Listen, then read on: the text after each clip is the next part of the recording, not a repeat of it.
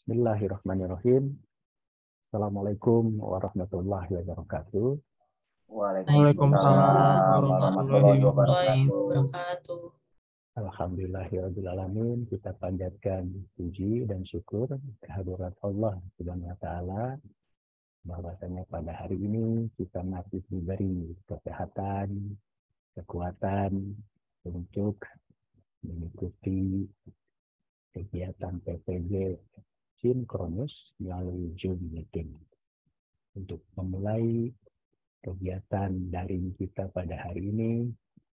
Mari kita bersama-sama melafazkan basmalah.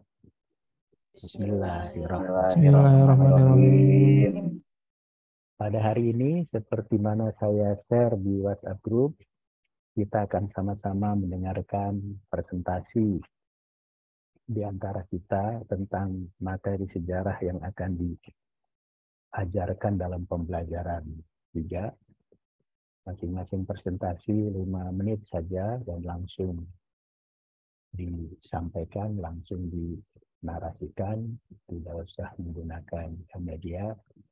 Setelah itu mungkin saya dan mungkin juga nanti Bu Ane kalau bisa bergabung akan langsung memberikan saran-saran, komentar kaitan dengan materi yang Bapak Ibu sampaikan. Mudah-mudahan nanti ketika membuat perangkat pembelajaran, saran-saran dari saya itu boleh dimasukkan. Ya.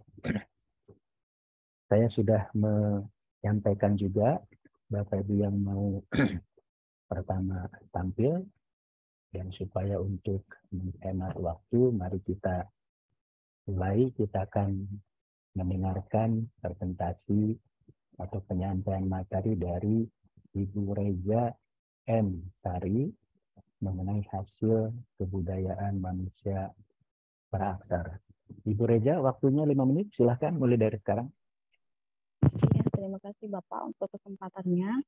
Jadi untuk di rencana aksi yang ketiga, nanti materi yang akan saya sampaikan adalah tentang hasil kebudayaan manusia praaksara, di mana di sini sudah saya klasifikasikan menjadi 5 zaman dari hasil kebudayaannya. Yang pertama itu hasil kebudayaan dari zaman batu tua atau zaman batu Paleolitikum.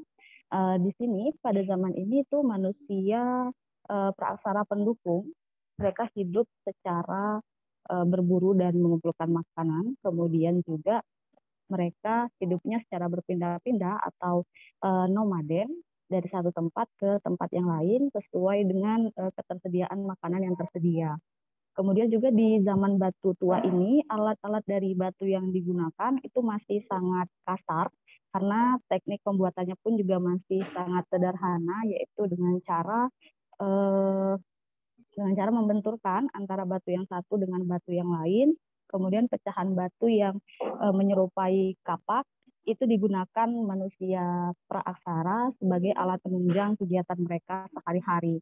Kemudian untuk hasil kebudayaan dari zaman batu Paleolitikum ini berdasarkan tempat temuannya itu tergolong menjadi 2. Yang pertama itu adalah kebudayaan Pacitan, di mana untuk kebudayaan Pacitan ini yang ditemukan antara lain ada kapak perimbas, kemudian penetak, dan kapak genggam.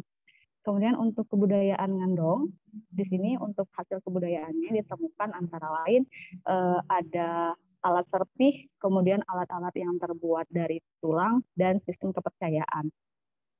Lalu yang kedua itu mengenai zaman batu pertengahan atau Mesolitikum. Nah, untuk zaman batu pertengahan ini telah mencapai tingkat kebudayaan yang lebih tinggi dibandingkan dengan yang dicapai pada zaman Paleolitikum atau zaman batu tua. Kemudian alat yang digunakan pada zaman batu tua di zaman ini tuh masih digunakan dan dikembangkan. Kemudian pengembangannya juga mendapatkan pengaruh dari daratan Asia sehingga memiliki atau memunculkan corak tersendiri. Kemudian manusia praaksara di zaman batu Mesolitikum ini juga sudah mengenal pembuatan gerabah atau alat pecah belah yang terbuat dari tanah liat. Kemudian untuk hasil dari kebudayaan zaman batu Madia ini di Indonesia terbagi menjadi 3. Yang pertama ada kebudayaan tulang sampung, lalu kebudayaan Toala, kemudian yang ketiga adalah Kapak Genggam Sumatera. Dan yang ketiga adalah zaman batu muda atau sering dikenal dari istilahnya zaman Neolitikum.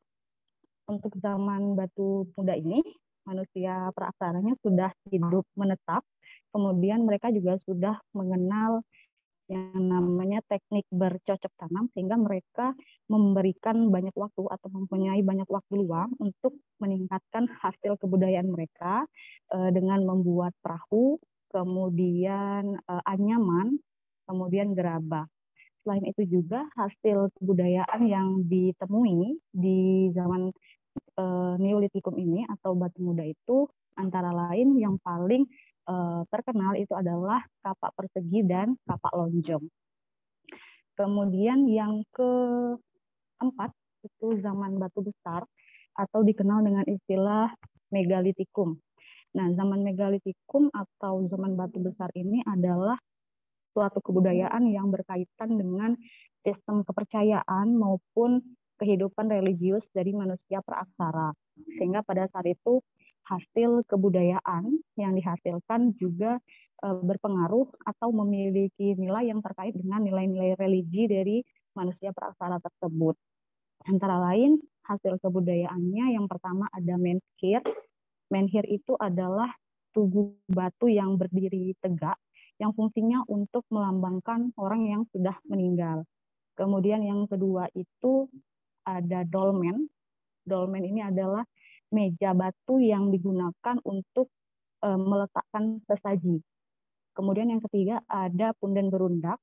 Punden berundak ini artinya adalah bangunan yang bertingkat-tingkat yang fungsinya itu untuk sebagai tempat penyembahan dari roh nenek moyang.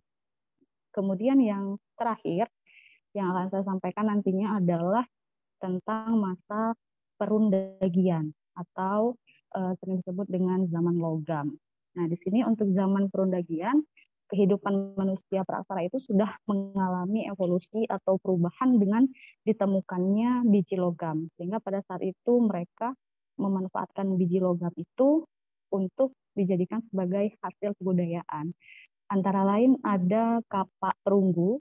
Kapak perunggu ini biasanya digunakan sebagai alat untuk upacara keagamaan, kemudian sebagai benda pusaka, kemudian juga sebagai alat untuk mereka bekerja untuk kegiatan sehari-hari. Waktunya sudah 5 menit. Terima kasih Bapak. Oke, sama-sama. Oke, kita sudah mendengarkan presentasi Ibu Reja, sudah bagus ya, sudah oke, sudah menguasai materi, tapi nampaknya harus diingat Ibu Reja, ini catatan dari saya ya, bahwa hasil kebudayaan manusia praaksara itu menurut saya mungkin harus dibagi secara garis besar menjadi dua ya, supaya siswa itu paham, yaitu manusia praaksara yang kita kenal dengan manusia purba, yang tadi oleh Bu Reja masih hidup di zaman batu, masih hidup di zaman hunting, food gathering ya. Kemudian datanglah manusia praaksara selanjutnya akan menjadi nenek moyang bangsa Indonesia, itulah bangsa Austronesia. Dan dia datang nampaknya pada zaman logam. Jadi bangsa Austronesia pada zaman praaksara itu masuk pada zaman logam, tidak lagi hidup pada zaman batu, dan sudah mengenal bercocok tanam, bahkan menyeberangi lautan. Kan itu yang nampaknya harus diberi penjelasan kepada siswa supaya siswa paham bahwa manusia praaksara itu yang merupakan nenek moyang bangsa Indonesia bukanlah manusia-manusia purba seperti Pithecanthropus erectus, Homo lagakensis, Homo solensis, bukan, tapi betul-betul nenek moyang kita yang berlayar, mengarungi samudera, kemudian sudah mampu mencetak logam, hidup bercocok tanam, dan sebagainya. Sehingga ketika datang kebudayaan baru dari India, Hindu dan Buddha, nenek moyang kita sudah siap untuk menghadapi kebudayaan baru tersebut. Oleh karena itu penting hasil-hasil kebudayaan manusia praksara itu tidak hanya tadi zaman batu, zaman logam, tapi nenek moyang kita yang Austronesia itu lebih maju. Dia punya kebudayaan, katakanlah budaya asli ya, yang nanti akan dikembangkan setelah datang kebudayaan Hindu-Buddha. Misalnya budaya membatik atau perahu bercadik, gamelan, ya, wayang, itu dianggap kreasi-kreasi dari manusia pra-aksara yang nanti akan dikembangkan setelah bersentuhan dengan kebudayaan luar yang lebih maju, yaitu zaman Hindu dan zaman Buddha. Ya. Jadi harus ditegaskan kepada siswa, manusia praksara itu bukan semuanya manusia purba yang direkonstruksi masih seperti kera. Nanti anak punya pemahaman nenek moyang kita dari kera ya Bu ya. Jadi itu yang nampaknya mereka manusia purba ini terdesak oleh nenek moyang kita bangsa Austronesia. Mungkin mereka hidup di gua-gua akhirnya punah ya, seperti dinosaurus karena tidak mampu bersaing ataupun menghadapi tantangan alam. Jadi saya pikir itu tambahan dari saya, Bu Reza, mudah-mudahan bisa disempurnakan dalam perangkat pembelajaran mengenai hasil kebudayaan manusia praksara. Ya, terima kasih Bapak.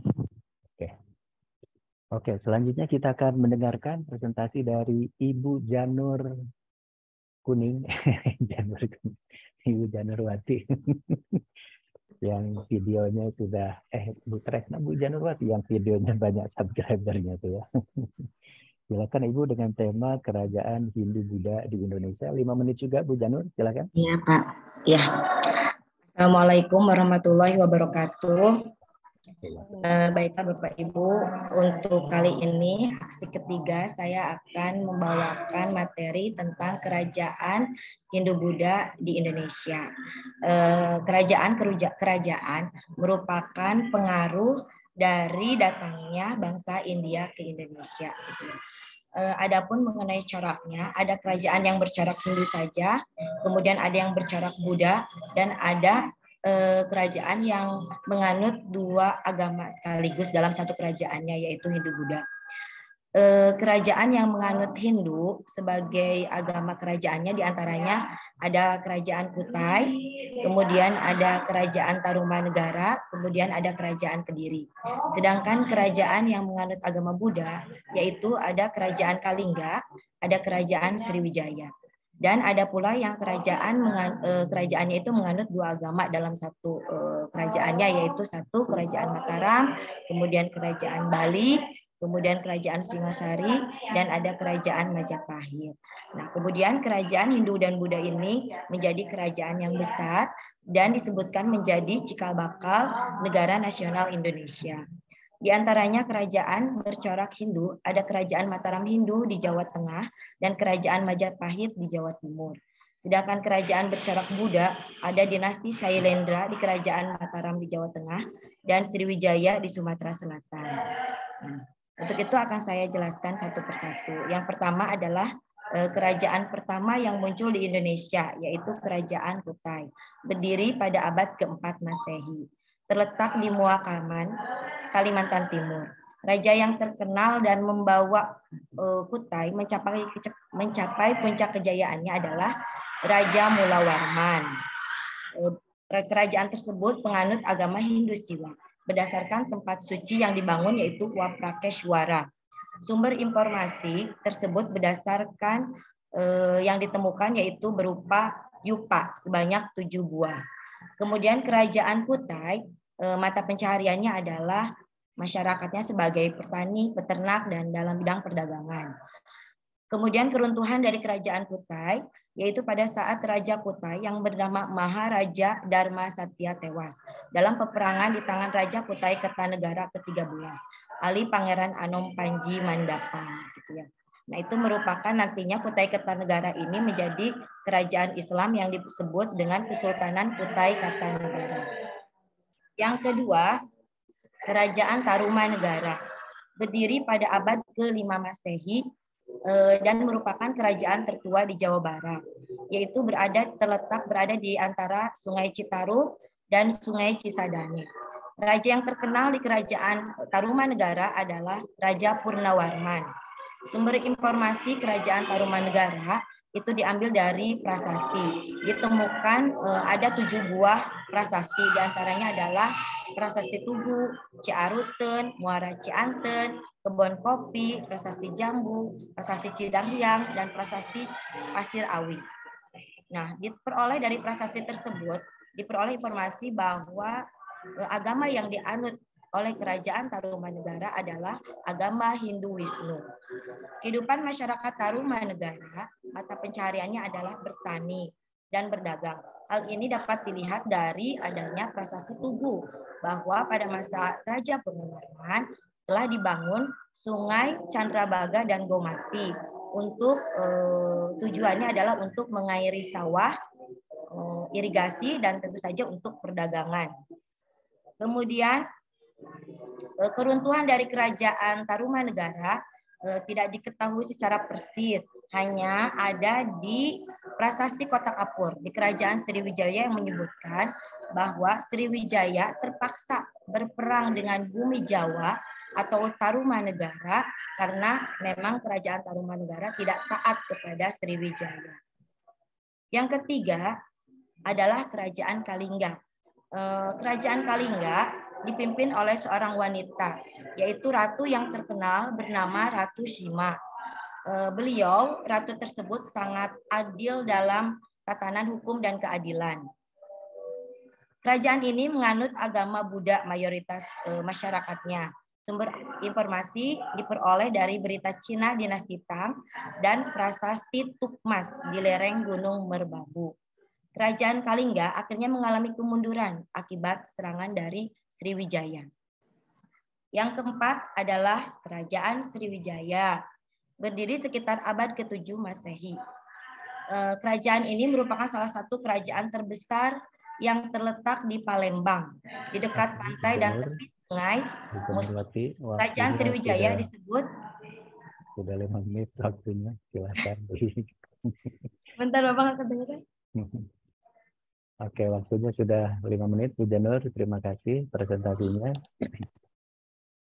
Ya, Bu Janurwati, nampaknya seperti yang saya sarankan dalam sebelumnya ya, secara tertulis. Jadi kalau membahas kerajaan Hindu Buddha di Indonesia, itu nampaknya harus memilih dengan cermat dan cukup representatif kerajaan Hindu apa yang menurut kita perlu diketahui oleh anak-anak, dan kerajaan Buddha apa yang sebaiknya dibahas dan oleh anak. Bagi kerajaan yang masih samar-samar, faktanya juga susah, penuh dengan mitos, ya menurut saya sebaiknya tidak perlu diperkenalkan, biar anak baca sendiri dari buku teks nanti bertanya ya. Jadi kalau boleh saya menyarankan, kerajaan Hindu Buddha di Indonesia itu mesti dijelaskan masing-masing 2 saja atau 3. Sebenarnya 2 supaya seimbang dengan Buddha ya. Jadi untuk Hindunya, kerajaan yang cukup jelas jejak-jejak sejarahnya bisa kerajaan Kutai di Kalimantan, atau tadi kata Bu Janur, Tarumanegara di Jawa Barat. Dan satu lagi, kerajaan yang hebat, yang itu merupakan empire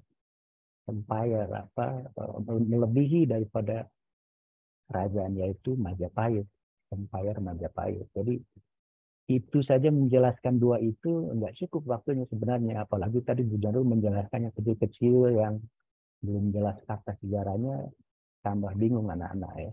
Jadi kalau boleh saya sarankan, untuk Hindu boleh Tarumanegara dengan Majapahit atau Kutai dengan Majapahit. Untuk Buddha, menurut saya kerajaan Syailendra di Jawa Tengah itu yang membangun Borobudur penting diperkenalkan. Kemudian Sriwijaya yang di Palembang. Tadi Bu Janur, Sriwijaya Majapahit itu menjadi bukan cikal bakal sehingga ya Republik Indonesia, tapi menginspirasi bahwa bangsa Indonesia ini pernah punya kerajaan masa lalu yang gemilang, ya, yaitu Sriwijaya dan Majapahit. Jadi daripada kerajaan Kalingga yang ratunya juga nggak jelas ya itu Iya, terlalu Bapak bingung kemarin teh mau terlalu semuanya elementer. mau Jadi berapa. lebih baik itu Thailendra di Jawa Tengah dengan Sriwijaya untuk Buddha, Tarumanegara di Jawa Barat untuk Kutai dengan Majapahit yang Hindu. Itu yang pertama.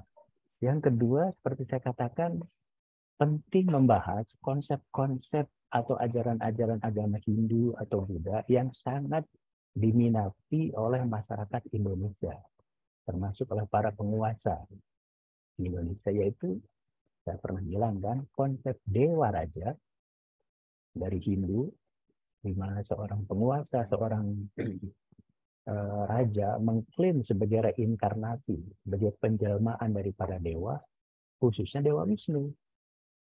Yaitu Airlangga mengklaim sebagai Dewa Wisnu, umumnya Dewa Wisnu yang disenangi. Dan dari agama Buddha, konsep Bodhisattva, yaitu manusia ideal seperti yang dialami oleh Siddhartha Gautama sendiri. Itu penting. Kenapa raja-raja Jawa pada zaman Hindu umumnya gelarnya pakai Dewa Raja, karena memang mengadopsi ajaran itu. Tentu untuk masyarakat yang populer, kita harus memperkenalkan epos atau cerita Mahabharata dan Ramayana. Sebab itu adalah perjuangan antara yang baik melawan yang buruk, dan kemudian dimodif oleh orang Indonesia ke dalam seni pertunjukan wayang kulit, wayang golek, cerita itu. Cerita Mahabharata dan Ramayana itu penting. Kebudayaan Hindu-Buddha ya, supaya anak paham kunaon orang Sunda resep kena wayang golek. Kan ceritanya lain cerita Islam, tapi tetap Mahabharata Ramayana itu adalah perseteruan antara Pandawa dan Kurawa, Pandawa lambang kebaikan, Kurawa lambang keburukan, atau Ramayana kisah cinta wanita yang sejati ya, yang suaminya untuk menunjukkan dia suci, dia malah membakar diri ya. Mal ayat ya namun barudak.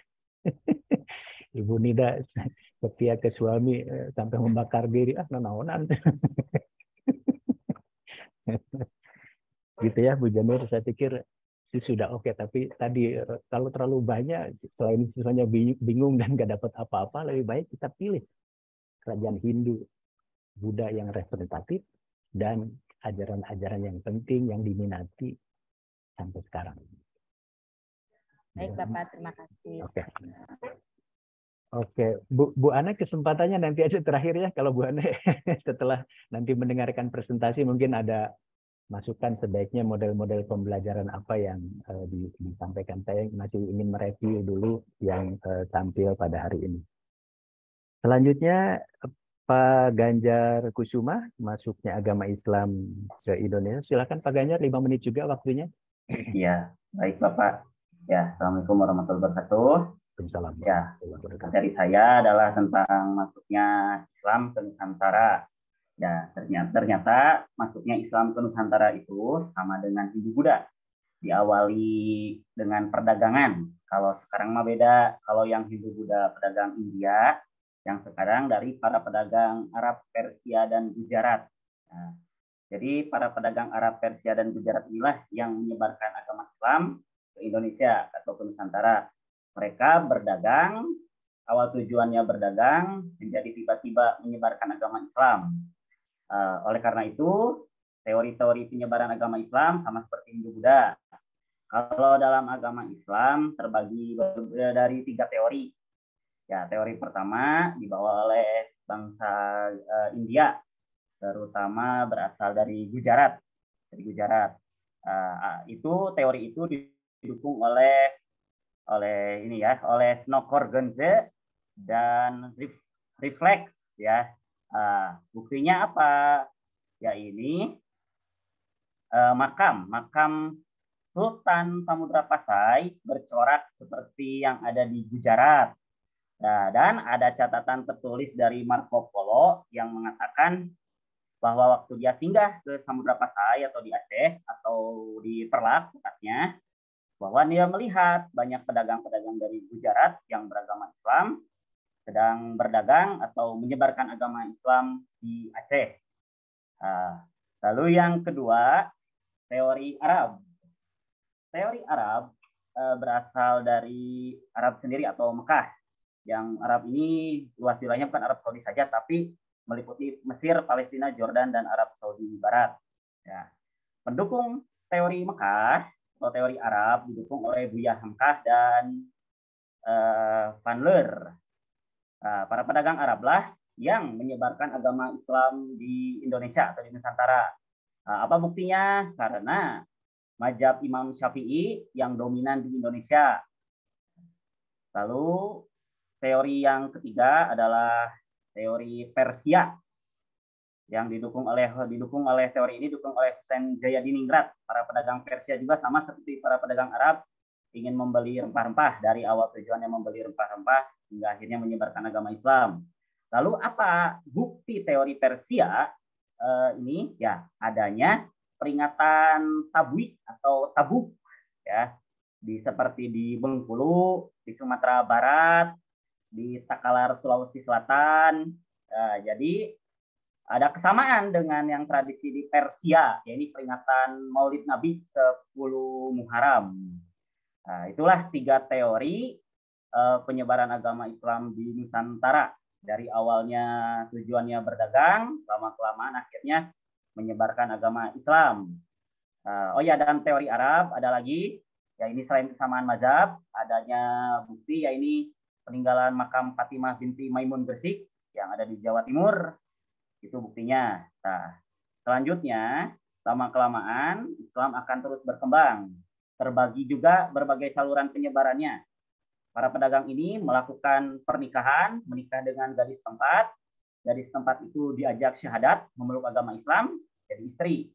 Ya, terus punya anak, punya cucu, tambah banyak yang memeluk agama Islam. Lalu saluran yang keduanya, penyebaran yang lain, lewat kesenian, ya seperti contohnya Sunan Kalijaga menyebarkan agama Islam dengan seni wayang, mengajak masyarakat berbondong-bondong memeluk agama Islam. Lalu yang ketiga, politik masuk istana raja. Ya ini para ulama seperti contoh Raden Patah, maksud saya Raja Brawijaya menikahi dengan seorang putri Campak, seorang muslim. Nanti melahirkan anak putra mahkota, maksud saya putra ya, Raden Patah gitu. Ya, jadi terjadi pernikahan dengan anggota keluarga kerajaan. Lalu yang keempat, tasawuf. Jadi pikiran tasawuf ini sama seperti mendekatkan diri kepada Tuhan dalam konsep Hindu-Buddha, mendekatkan diri kepada dewa. Tapi kalau dalam agama Islam mendekatkan diri kepada Allah Subhanahu wa taala. Jadi para ahli tasawuf ini bisa mengobati tanpa obat dengan doa gitu ya. Atau dalam Hindu-Buddha mah bertapa langsung sembuh gitu ya. Lanjut teori selanjutnya, maksud saya saluran yang lainnya, ya ini politik ya. Jadi kalau rajanya memeluk agama Islam, maka rakyatnya pun berbondong-bondong memeluk agama Islam. Ya, seperti Sultan Makassar ya, Alauddin, dia memeluk agama Islam, maka seluruh rakyatnya pun ikut memeluk agama Islam. Dan lewat ya itu sudah Pak Andi, sudah 5 menit. Oke, sudah Pak Ganjar, ya, terima kasih. Sekian dari saya. Assalamualaikum warahmatullahi wabarakatuh. Waalaikumsalam warahmatullahi wabarakatuh.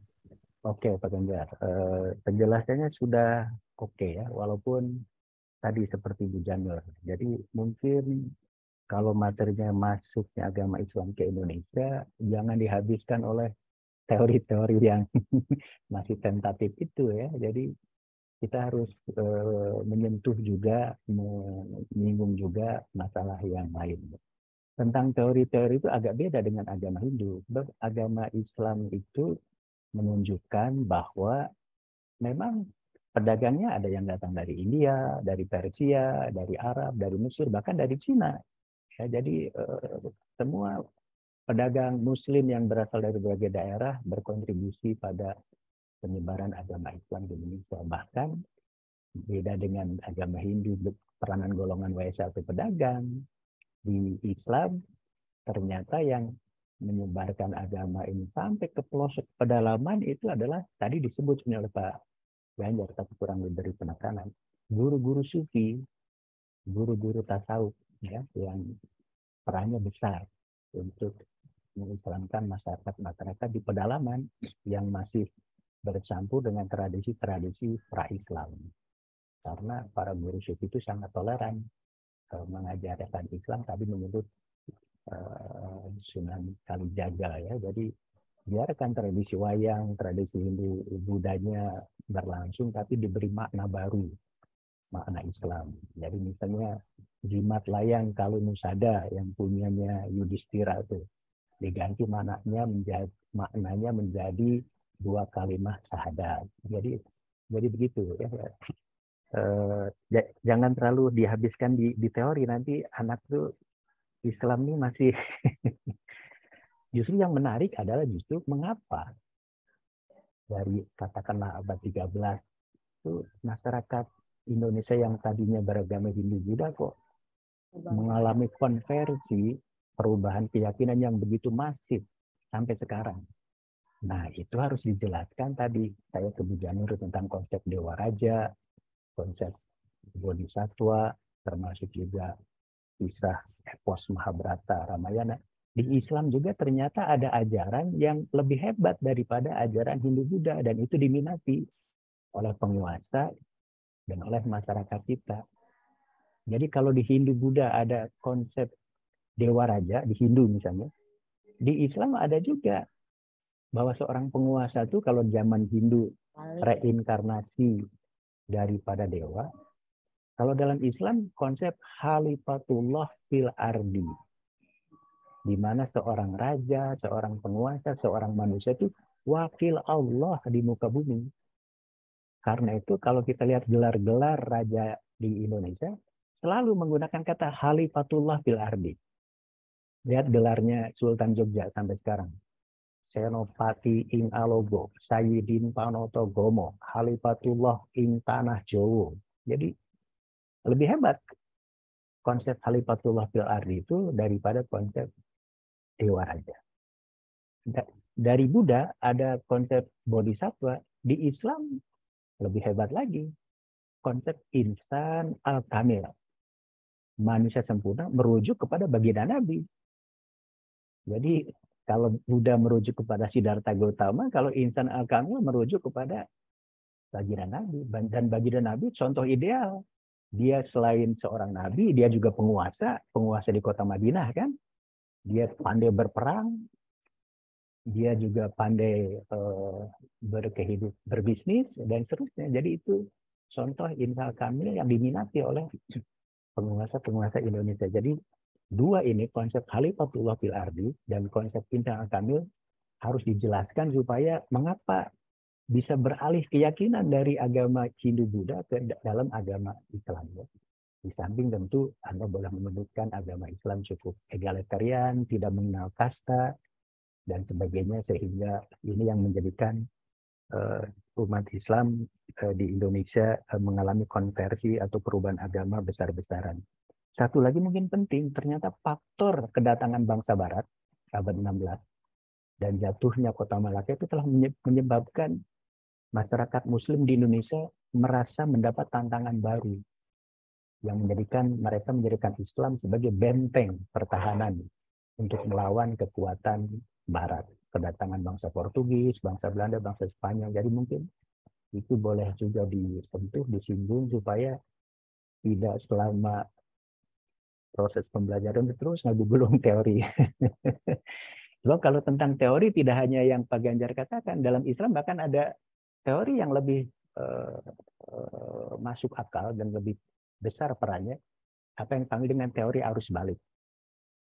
Yaitu bahwa orang Muslim Indonesia lah yang menyebarkan agama Islam ini ke masyarakat Indonesia sendiri.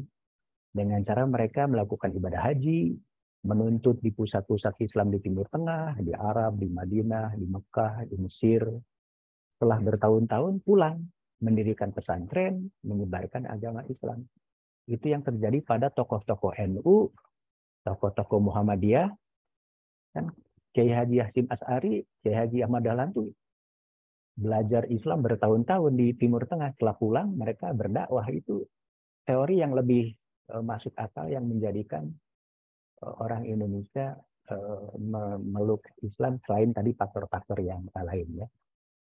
Di samping tentu kalau saya tidak tahu apakah waktunya atau materinya sudah masuk atau belum. Sama seperti Bu Janur tadi, kalau mau membahas masuknya agama Hindu-Buddha, kalau ini Islam ya tentu harus menyebut kerajaan-kerajaan Islam di Indonesia. Dan kalau bisa jangan Jawa sentris, Pak Ganjar. Jangan hanya kerajaan Mataram, Banten, Cirebon. Sebutlah kerajaan Aceh, kerajaan Banjarmasin, Mataram, Ternate, Tidore, itu pusat rempah-rempah itu ya. Supaya bongkar nasional Pak Ganjar, hayu ngabubulung Banten, jeung Cirebon. Banten, Cirebon. Atau sebut Ternate, Tidore, walaupun nanti kalau ditanya, apakah Pak Ganjar sudah pernah ke Maluku Utara? Nyata encan. Nah, penting sebutkan bahwa di pulau-pulau lain pun ada kerajaan-kerajaan Islam yang terkenal gitu. Itu Pak Ganjar ya, diatur silahkan supaya anak dapat wawasan keislaman itu yang seimbang, jangan terus-terus ngagugulung teori lieureun baru dananya. Lebih baik beri informasi yang lainnya. Ya.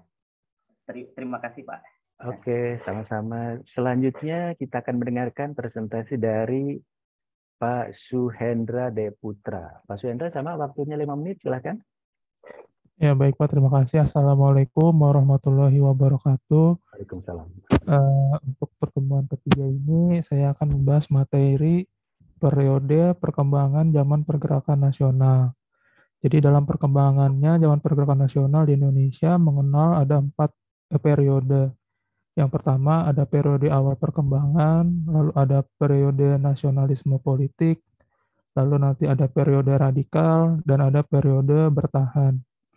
Untuk periode yang pertama itu dikenal dengan istilah periode awal perkembangan yang berlangsung pada sekitar 1908 sampai dengan sekitar 1912.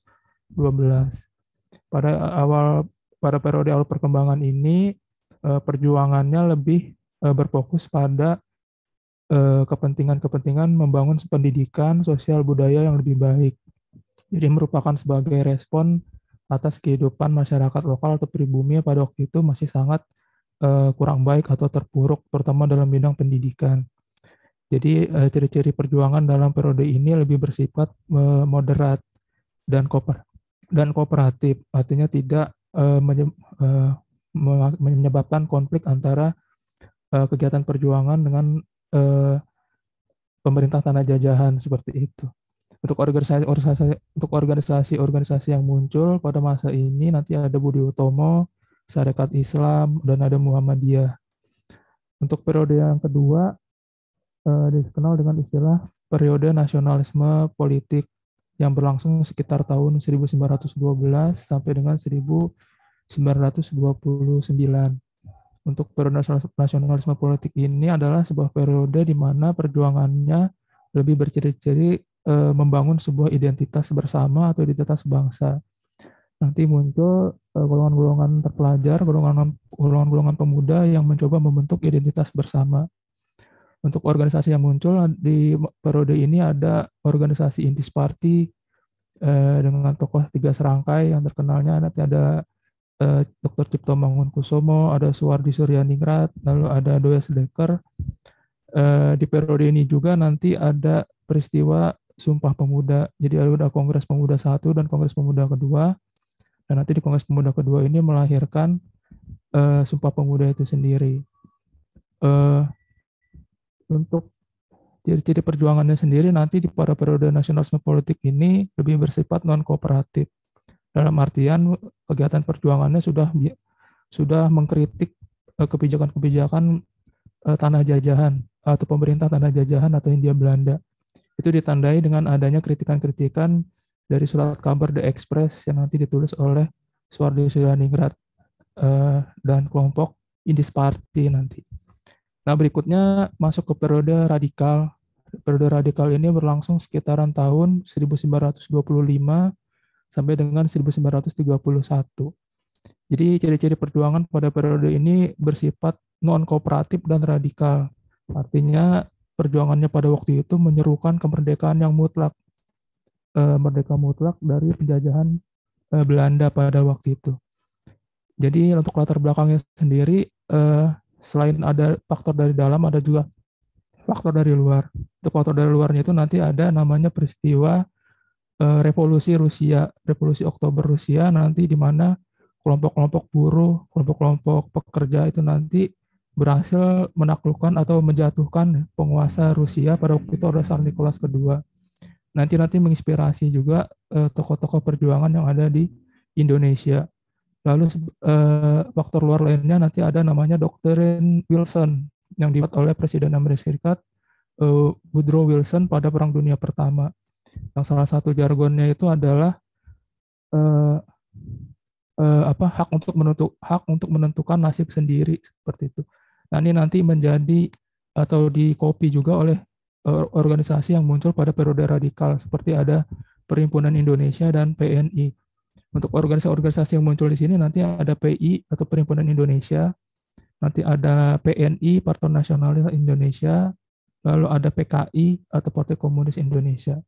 Nah, periode radikal ini nanti menimbulkan masalah karena gerakan-gerakannya yang cukup radikal ya. Jadi mereka menggunakan ceramah-ceramah akbar atau agitasi-agitasi politik yang besar seperti itu.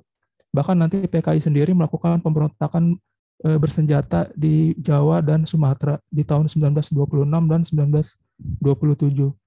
Sehingga pemerintah Hindia Belanda itu nanti melakukan kebijakan yang baru sehingga kebijakan mereka menjadi lebih represif. Nanti muncul kebijakan yang disebut dengan Vergelder Verbond, artinya pemerintah Belanda di sini sangat sangat represif dalam artian menutup akses bagi organisasi yang muncul itu untuk melakukan kegiatan-kegiatan. Jadi kegiatan-kegiatan organisasi itu bisa muncul atau bisa dilakukan kalau mendapatkan izin dari Belanda atau diawasi oleh pemerintah Hindia Belanda sendiri.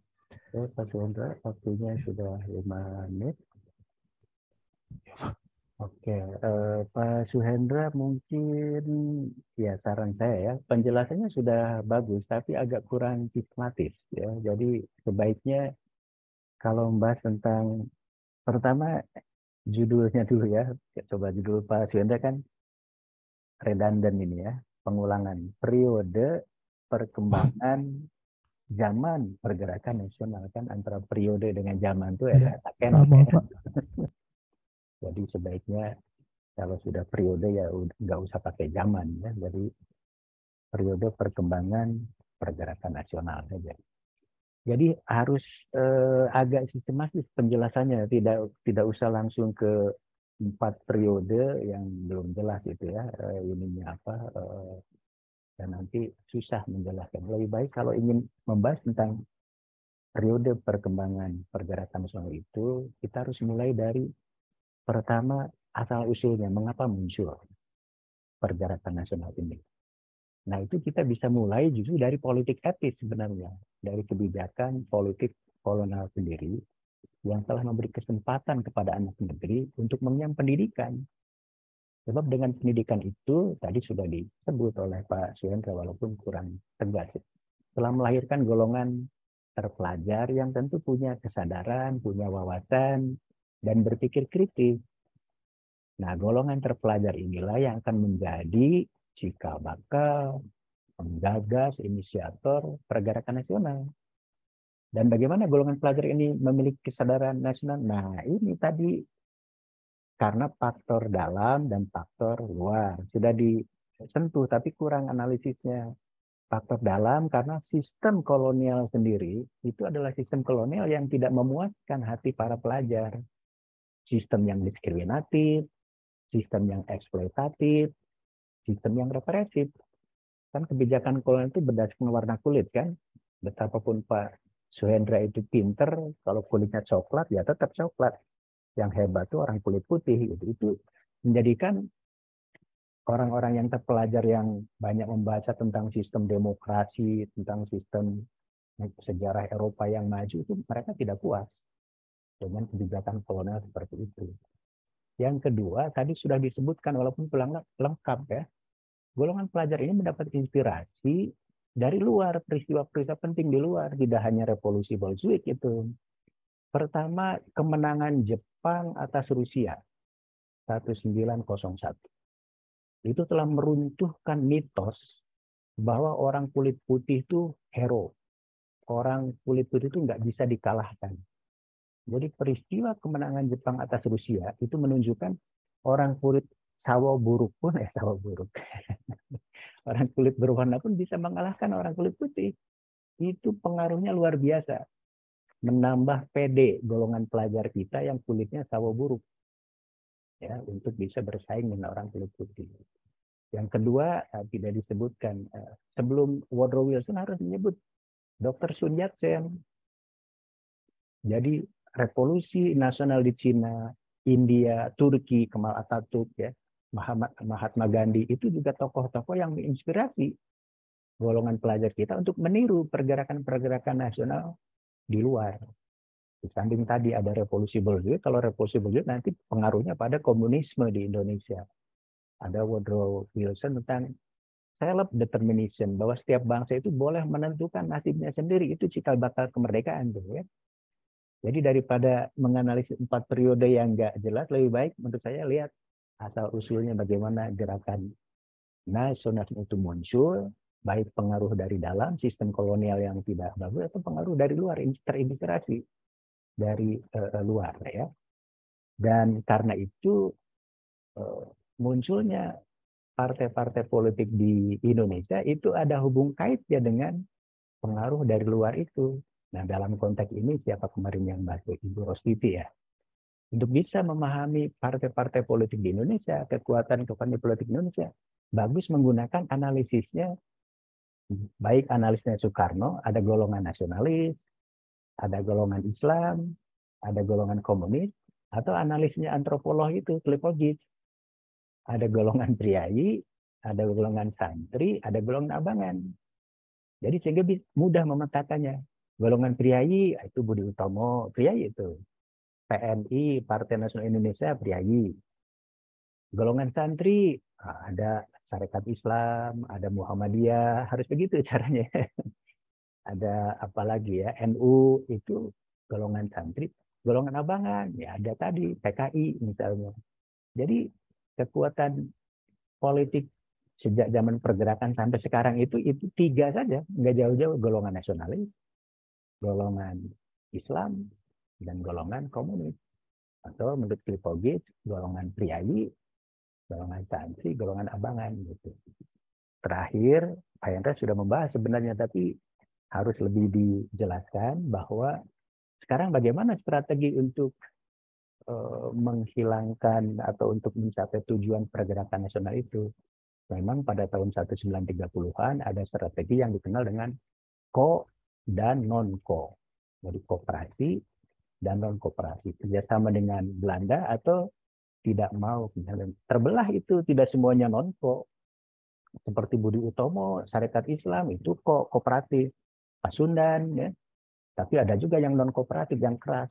PNI, PKI. Jadi, tapi kan akhirnya gerakan non-ko itu kan ditangkapi, tokoh-tokohnya dipenjarakan, ya. Sementara yang yang di parlemen, yang di Koster terus berjalan. Jadi nggak boleh juga membuat satu penilaian bahwa yang memilih gerakan itu pengkhianat, misalnya, nggak boleh. Mereka juga berjasa seperti Husni Tamrin atau Otto Iskandar-Dinata, itu kan tokoh-tokoh kooperatif, ya. Sementara tokoh-tokoh yang non kooperatif seperti Soekarno, Hatta, Syahrir, ya dibuang di Soekarno ke ND, Syahrir ke Banda Neira, ke Digul. Mungkin kalau tidak dibebaskan oleh Jepang, meninggal di pembuangan itu, ya, tokoh-tokoh itu, ya. Tidak akan jadi presiden. Untung Belandanya dikalahkan oleh Jepang, kalau enggak, innalillahi wa inna ilaihi raji'un, marawat, kata Soekarno, Hatta. Jadi penjelasannya harus begitu, Pak Sendra. Sudah bagus, tapi perlu sistematik supaya anak paham, ya, tentang zaman pergerakan nasional ini. Itu Pak Sendra, saran dari saya. Baik Pak, terima kasih banyak Pak. Oke, sama-sama. Dan berikutnya kita akan mendengarkan penjelasan dari Ibu Tresna Yuniar, nilai-nilai Sumpah Pemuda dan maknanya bagi kehidupan kebangsaan. Mangga Bu Tresna, YouTuber yang cantik. Terima kasih Bapak atas kesempatannya. Assalamualaikum warahmatullahi wabarakatuh. Assalamualaikum warahmatullahi wabarakatuh. Pada rencana aksi ketiga ini, saya di sini akan membahas tentang Sumpah Pemuda dan maknanya bagi kehidupan bangsa Indonesia. Nah, membahas tentang Sumpah Pemuda tentu tidak terlepas dari Kongres Pemuda yang pertama yang dilaksanakan tanggal 30 April sampai 2 Mei 1926. Kongres pertama ini menghasilkan Persatuan Pelajar-Pelajar Indonesia yang biasa disingkat PPPI. Nah, dari sini PPPI ini merasa perlu adanya Kongres Pemuda lanjutan atau Kongres Pemuda yang kedua. Akhirnya Sumpah Pemuda bermula dari Kongres Pemuda yang kedua pada tanggal 27 sampai 28 Oktober 1928 yang digagas oleh PPPI dan dihadiri oleh organisasi pemuda. Di antaranya Yong Java, Yong Sumatera Nenbon, Yong Bataksbon, Pemuda Indonesia, Yong Islamintenbon, Sekarukun dan sebagainya. Nah, di sini ada yang menarik, Sekarukun, di mana organisasi pemuda dari Sunda ini tidak mengambil nama Yong Sunda, melainkan Sekarukun. Di sini artinya pemuda-pemuda Sunda sudah mengesampingkan sifat kedaerahannya. Pada Kongres Pemuda kedua ini dilaksanakan di 3 gedung serta 3 rapat yang berbeda. Yang pertama pada Sabtu 27 Oktober 1928, rapat pertama ini diselenggarakan di Gedung Katolik Chongenlinenbon, di mana di sini sambutan dari Sugondo sebagai ketua berharap kongres ini dapat memperkuat semangat persatuan dalam sanubari pemuda. Nah, dilanjutkan oleh Muhammad Yamin yang menguraikan tentang arti penting dan hubungan persatuan dengan pemuda. Menurutnya, ada 5 faktor yang dapat memperkuat persatuan Indonesia, yaitu sejarah, bahasa, hukum adat, pendidikan, dan kemauan. Kemudian rapat yang kedua itu Minggu 28 Oktober 1928, di mana di sini diselenggarakan di gedung OS Java Bioskop. Nah, bahasan utamanya itu seputar pendidikan. Di sini pembicaranya Purnomo Wulan dan Sarmidi Mangun Kosarkoro yang berpendapat bahwa setiap anak harus mendapatkan pendidikan kebangsaan. Selain itu, setiap anak juga harus dididik secara demokratis, baik di sekolah maupun di rumah. Kemudian dilanjutkan rapat ketiga di hari yang sama. Rapat ketiga ini diselenggarakan di gedung Indonesis Klub Quiz Kramat yang sekarang menjadi Gedung Sumpah Pemuda. Pada sesi ini, Sunario menjelaskan pentingnya nasionalis dan demokrasi selain gerakan kepanduan. Nah, selain itu, Ramlan juga mengupakan gerakan kepanduan tidak dapat dipisahkan dari pergerakan nasional. Nah, dari sinilah lahirlah Sumpah Pemuda yang isinya ada 3, Kami Putra dan Putri Indonesia mengaku bertumpah darah yang satu, tanah air Indonesia. Kedua, Kami Putra dan Putri Indonesia mengaku berbangsa yang satu, bangsa Indonesia. Ketiga, Kami Putra dan Putri Indonesia menjunjung bahasa persatuan, bahasa Indonesia. Sebenarnya, pada zamannya Sumpah Pemuda ini bukan sebagai peristiwa yang luar biasa, melainkan hanya peristiwa diskusi para pemuda, karena pada saat peristiwa ini sudah terjadi, tidak banyak media massa di Jakarta maupun di kota-kota lain yang mengabarkan tentang peristiwa tersebut.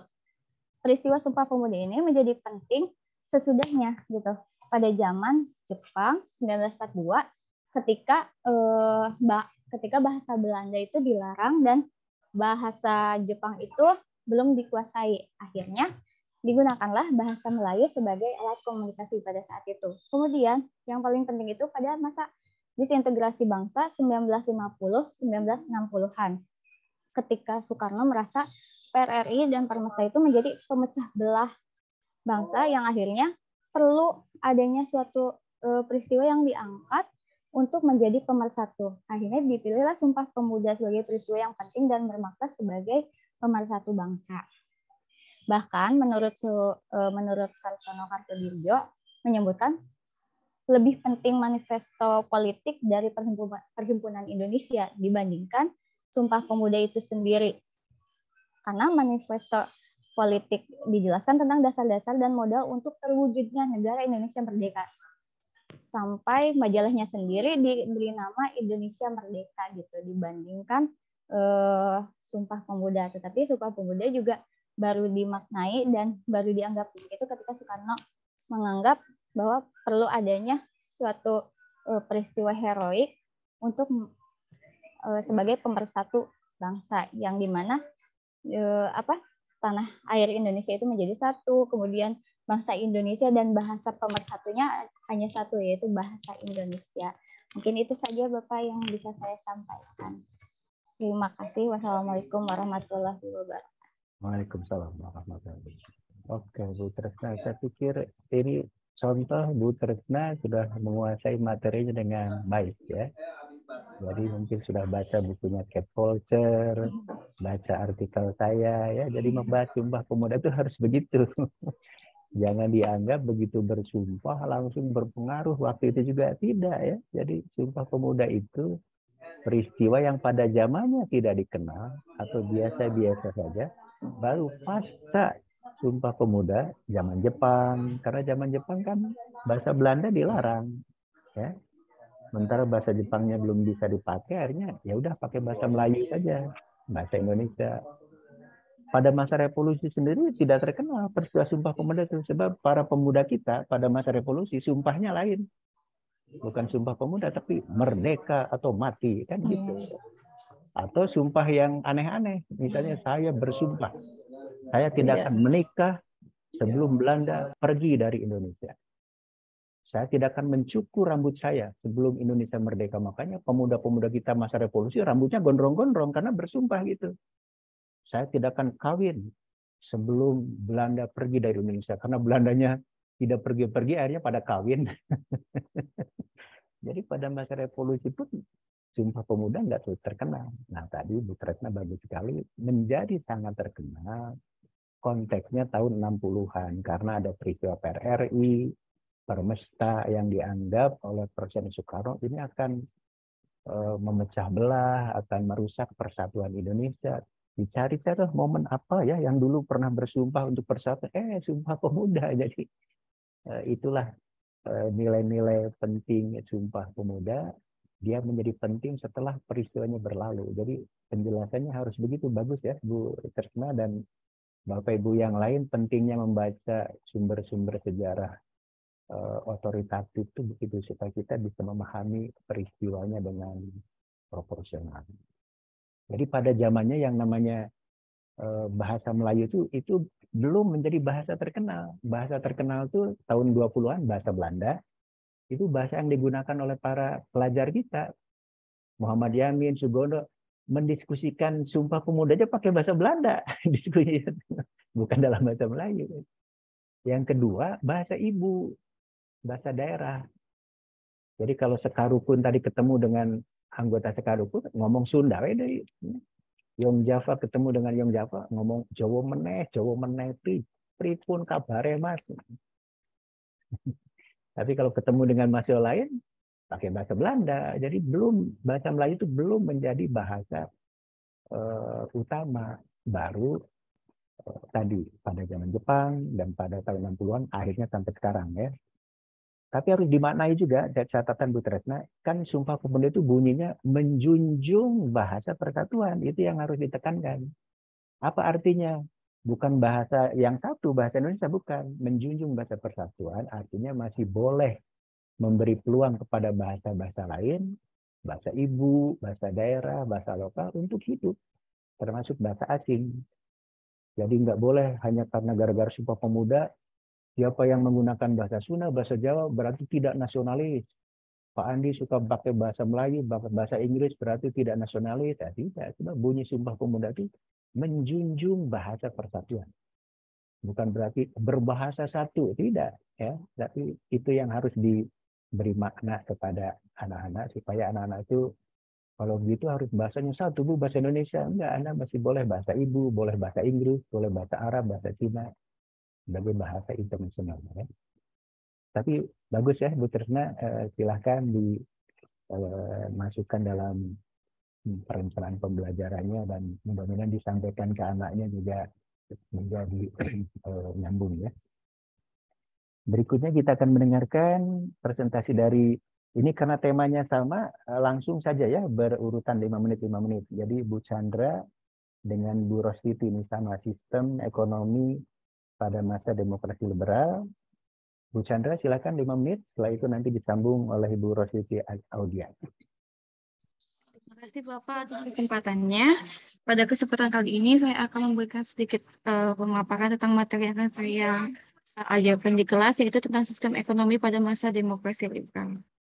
Pada masa demokrasi liberal sendiri, perekonomian Indonesia masih belum stabil, dikarenakan salah satunya yaitu situasi keamanan dalam negeri yang banyak terjadi pergolakan.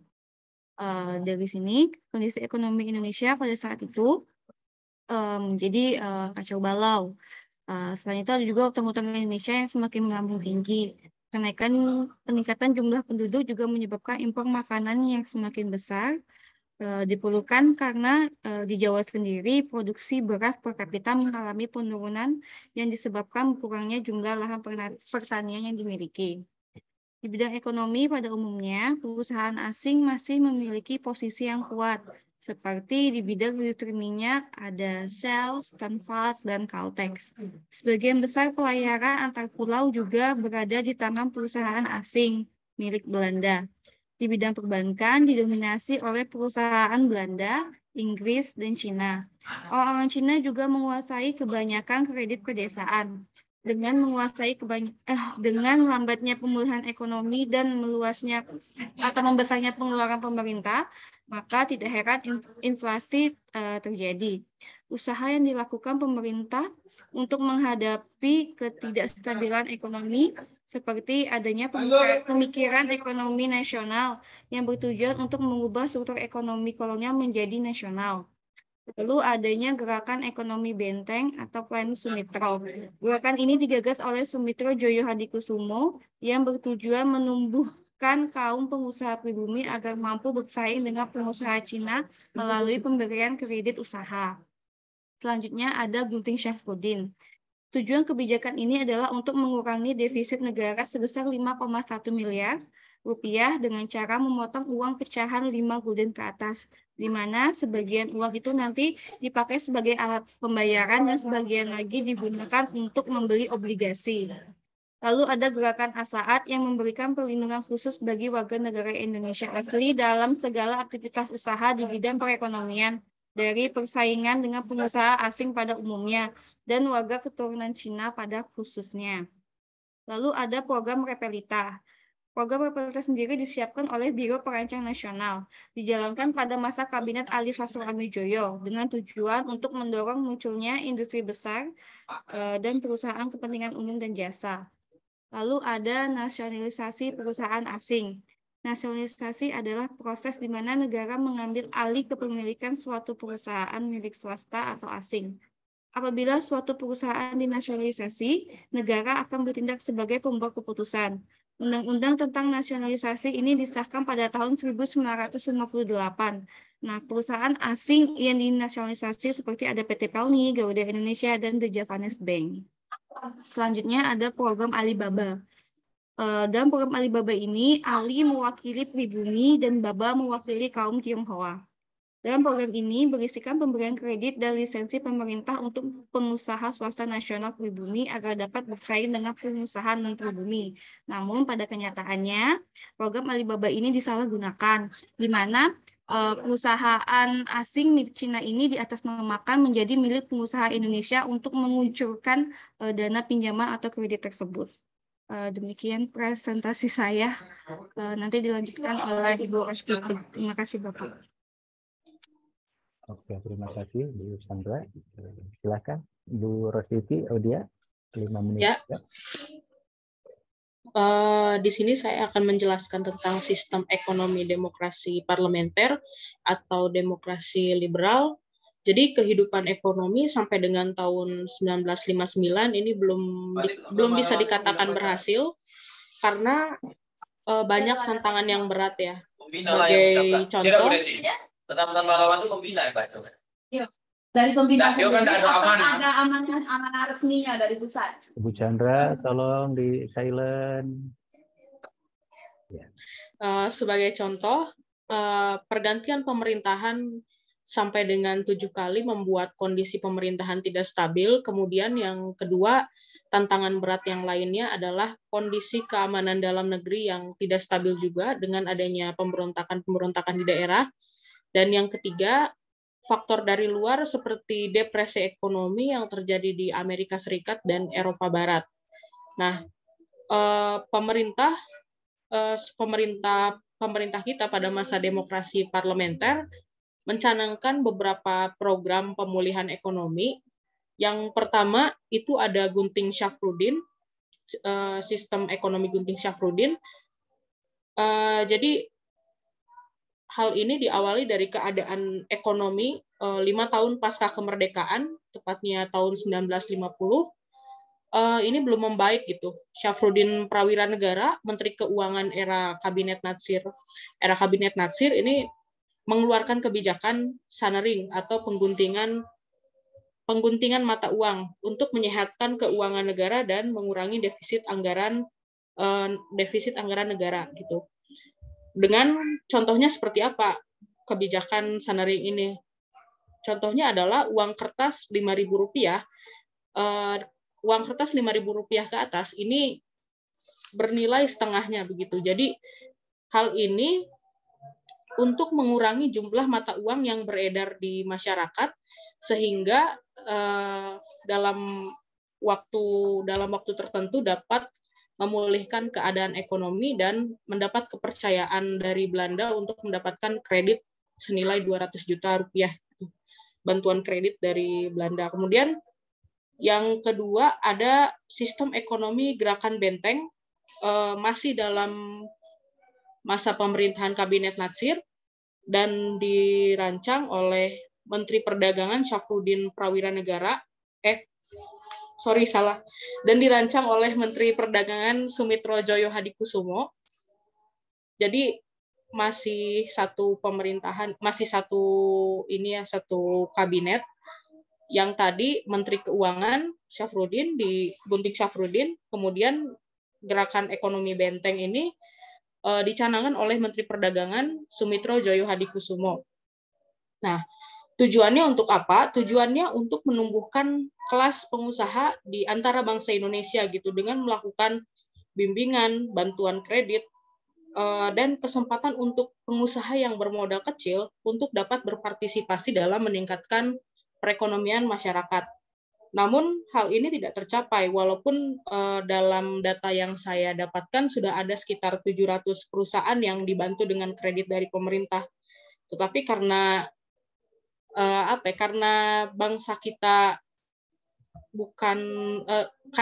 kita tidak memiliki skill dan kurang memiliki skill untuk menjadi pengusaha, maka program dari pemerintah ini menjadi tidak maksimal begitu. Kemudian yang ketiga ada nasionalisasi daya fase bank. Ini nasionalisasi daya fase bank ini dirubah menjadi Bank Indonesia. Kenapa? Karena Indonesia ini kesulitan untuk mendapatkan kredit gitu dari daya fase bank, sebab kredit yang dikeluarkan oleh daya fase bank ini harus atas izin dari pemerintah Belanda, sehingga bank daya fase bank ini dirubah dan dinasionalisasi menjadi Bank Indonesia untuk untuk bisa menghilangkan hambatan dalam melakukan kebijakan ekonomi dan moneter. Tujuannya tentu saja untuk menaikkan pendapatan, menurunkan biaya ekspor, melakukan penghematan, dan mengubah Bank Indonesia ini menjadi bank sentral dan bank sirkulasi. Terus yang keempat, sistem ekonomi Alibaba. Jadi sistem ekonomi Alibaba ini adalah bentuk kerjasama antara pribumi dengan non-pribumi, dalam hal ini adalah orang-orang Tionghoa. Ini dilaksanakan pada masa Kabinet Ali Sastro Amijoyo pertama di bawah Menteri Perekonomian Iskak Cokradi Suryo. Nah, tujuannya untuk mendorong tumbuh dan berkembangnya pengusaha-pengusaha swasta nasional pribumi begitu, dengan kerjasama dengan pengusaha non pribumi, yaitu orang-orang Tionghoa. Namun tidak seperti yang diharapkan, karena non pribumi di sini atau orang-orang Tionghoa di sini lebih berpengalaman dalam berdagang, sehingga pribumi hanya dijadikan alat untuk mendapatkan kredit bagi non pribumi. Oke, Bu Rosti, Ya, waktunya seperti sudah 5 menit. Oke, Bu Chandra dengan Bu Rosti, saya pikir sudah bagus penjelasannya, tapi perlu saling mengisi ya, supaya masing-masing kekurangan Bu Chandra ada pada Ibu Rosti, kekurangan Bu Rosti ada pada Bu Chandra ya. Coba dan ada beberapa yang perlu ditambahkan ya. Jadi kan judulnya Sistem Ekonomi pada Masa Demokrasi Liberal. Jadi kita memang harus fokus pada ekonomi ya, bukan yang lain-lain. Sudah bagus, tapi harus dengan pertanyaan dan jawaban tadi bagus Ibu Rositi ya.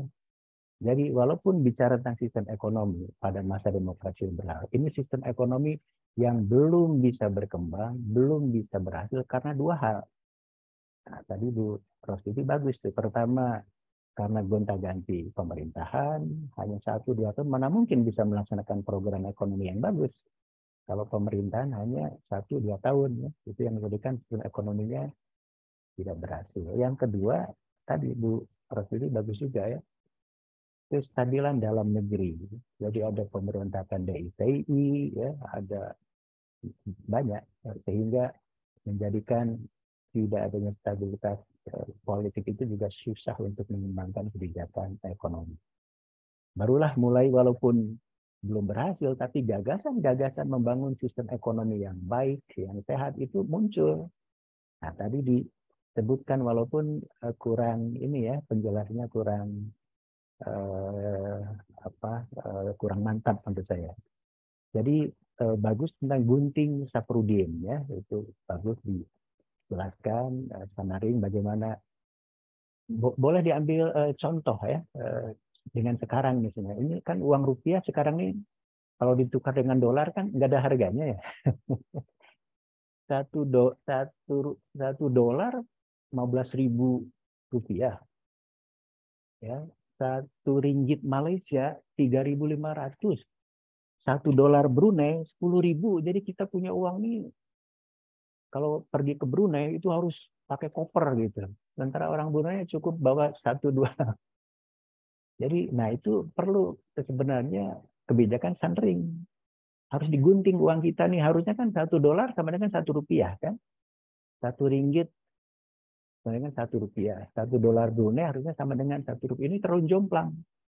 Nah, Saprudin membuat sandering gunting Saprudin. Ya. Pemerintah kita belum berani ya seperti gunting Saprudin. Ya tidak berhasil karena pemerintahan Nasir kan hanya 1-2 tahun ya. Jadi tindak lanjutnya tidak ada. Yang kedua program benteng.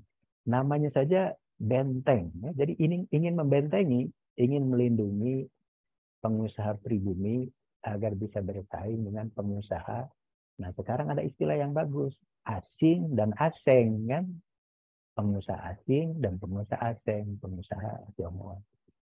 Ini juga tentu tidak berhasil karena kan kabinet Nasir tadi hanya 1-2 tahun, tapi gagasannya, cita-citanya mulia ingin membentengi, melindungi para pengusaha pribumi ya.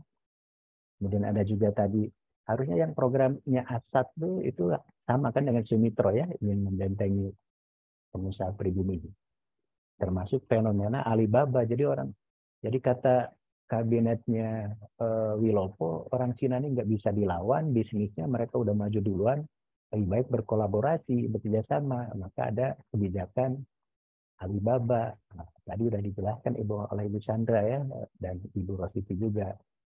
Ya banyak terjadi penyimpangan ya, jadi babanya lebih dominan daripada Ali. Jadi alinya mau ongkang-ongkang kaki saja, biar yang usahanya baba dong yang untung ya.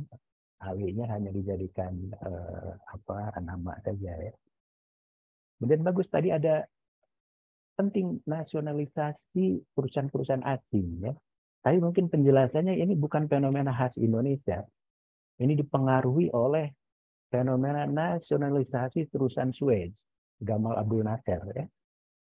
Jadi Gamal Abdul Nasser dengan Soekarno kan sahabat ya. Pendiri gerakan non-blok kan. Jadi perusahaan Suez yang milik Inggris, milik Prancis itu dinasionalisasi oleh Mesir, menginspirasi juga negara-negara lain termasuk Indonesia untuk menasionalisasi perusahaan asing, khususnya Belanda. Mengapa Belanda dinasionalisasi? Karena dia mau menyerahkan Irian, nggak diserahkan-serahkan. Sampai tahun 56, 57 akhirnya dinasionalisasi.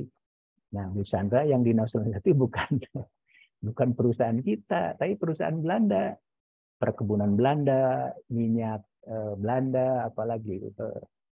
Jadi Bu Rosidi tidak hanya Javers Bank ya, itu kan Javers Bank juga tadinya punya Belanda, tapi perkebunan khususnya, perminyakan, pelayaran, bukan Pelni yang dinasionalisasi, tapi perusahaan Belanda itu KPM namanya. Nanti KPM berubah menjadi Pelni gitu maksudnya ya. Jadi harus begitu. Itu penting nasionalisasi perusahaan asing itu ya. Terakhir ada satu yang terlewat baik oleh Bu Chandra maupun Bu Rosidi. Pada masa Juanda itu selain ada deklarasi Juanda tentang wilayah laut itu, dia punya program ekonomi juga, namanya DEKON, Deklarasi Ekonomi. Sama, Juanda juga tidak berhasil melaksanakan deklarasi ekonomi ini, karena kalau ini pihak PKI-nya tidak setuju, dan Presiden Soekarno juga nampaknya kurang setuju dengan pembangunan ekonomi, akhirnya lebih kepada pembangunan politik. Tapi deklarasi ekonomi zaman Perdana Menteri Juanda itu sangat penting untuk menekankan pentingnya pembangunan ekonomi daripada pembangunan politik gitu ya. Saya pikir penjelasannya sudah oke, walaupun perlu sistematis dan saling mengisi ya supaya anak jelas. Walaupun tadi Bu Chandra ada repelita segala, agak aneh itu. Repelita itu khas Orde Baru lah ya. Jadi kalau zaman Ali Sastrawamijaya sudah ada repelita, dari mana sumbernya itu ya? Jadi sebaiknya Ali Sastrawamijaya itu dia berhasil di bidang politik saja, Konferensi Asia Afrika ya, apalagi mungkin bolehlah mengatasi PRRI Permesta ya, tapi di bidang ekonomi mungkin kurang dibandingkan dengan kabinet yang lainnya. Saya pikir oke, itu silakan saling mengisi dan silakan nanti dalam pelaksanaannya dimodif supaya betul-betul mantap ya tentang materi sistem ekonomi masa demokrasi parlementer atau liberal. Selanjutnya kita akan mendengarkan presentasi sama, ini temanya dari Pak Evano Pahlovi, sistem pemerintah demokrasi terpimpin, dan dilanjutkan dengan Pak Yudo S. Utomo, sistem pemerintah demokrasi terpimpin juga. 5 menit masing-masing, silakan. Ya, terima kasih Pak. Selanjutnya kami akan membahas tentang demokrasi terpimpin. Demokrasi terpimpin dulu penjelasannya adalah demokrasi adalah suatu sistem demokrasi pemerintahan yang menetapkan segala kebijakan atau keputusannya itu berpusat pada pemimpin negara. Dalam sistem pemerintah ini, masyarakat tidak memiliki kekuasaan yang besar terhadap kebijakan yang diambil, karena kala itu adalah pemerintahan Presiden Soekarno. Nah, latar belakangnya demokrasi terpimpin sebelumnya adalah terjadinya demokrasi terpimpin adalah Indonesia telah menerapkan sistem demokrasi liberal sejak tahun 1950 sampai 1959. Sistem ini sangat menekankan pada kebebasan individu dalam suatu negara. Namun akibat seringnya gonta-ganti kabinet yang tak menentu, ditambah lagi ketidakstabilan kondisi politik, itu membuat umur sistem demokrasi liberal ini tidak berlangsung lama, hanya 9 tahun, dan harus digantikan oleh sistem demokrasi terpimpin.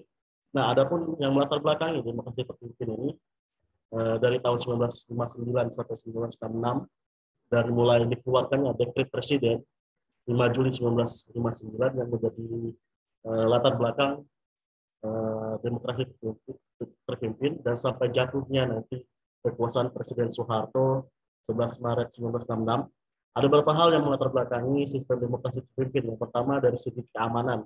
Dari segi keamanan yaitu sering terjadinya gerakan separatis, membuat kondisi Indonesia pada masa demokrasi liberal ini semakin tidak stabil. Kondisi ini telah mengguncang ketidakstabilan negara di bidang keamanan. Selanjutnya itu segi ekonomi.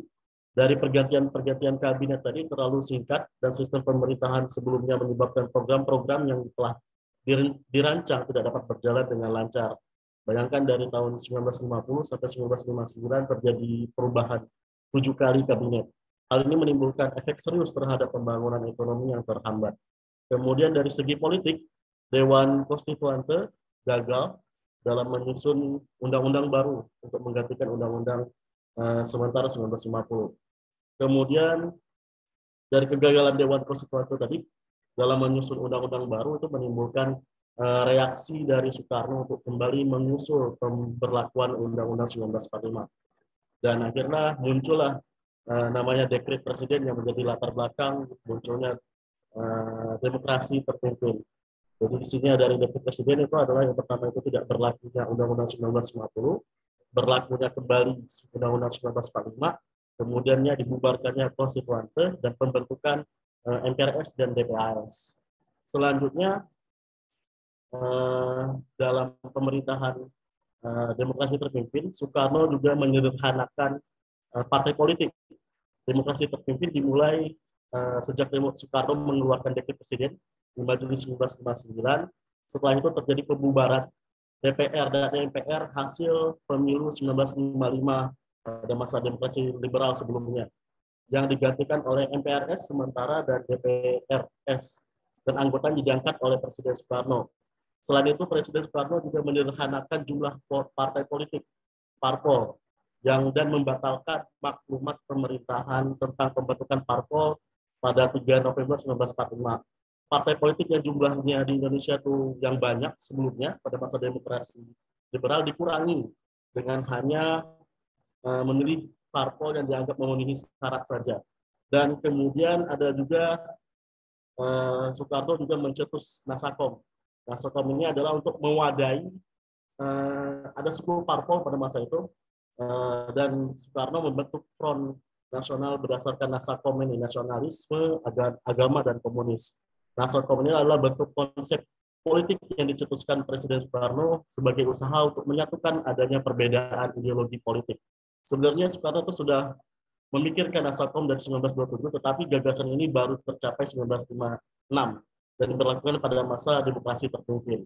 Adapun 3 parpol yang menjadi fraksi utama yaitu PNI, kemudian Masyumi, NU, dan PKI. Kemudian dalam pusat kekuasaannya, Presiden Soekarno sebagai pemimpin eksekutif. Oleh sebab itu anggota MPR, DPR diangkat oleh Presiden Soekarno sendiri. Keputusan ini tidak sesuai dengan Undang-Undang 1945. Kemudian Soekarno juga menjadi pemimpin kekuasaan satu-satunya yang dibawahi langsung oleh legislatif, eksekutif, yudikatif. Dan banyak sekali penyelewengan terhadap Pancasila dan Undang-Undang 1945, seperti yang pertama yaitu pembentukan Nasakom ini yang tidak sesuai dengan Pancasila dan Undang-Undang 1945, kemudian TAP MPR 1963 tentang pengangkatan Soekarno sebagai presiden seumur hidup, kemudian pembubaran DPR hasil pemilu 1955 oleh presiden, dan itu menjadi penyelewengan terhadap Pancasila dan Undang-Undang 1945. Oke, Pak Evano, waktunya sudah 5 menit. Silakan diteruskan oleh Pak Yudo S. Utomo, 5 menit juga.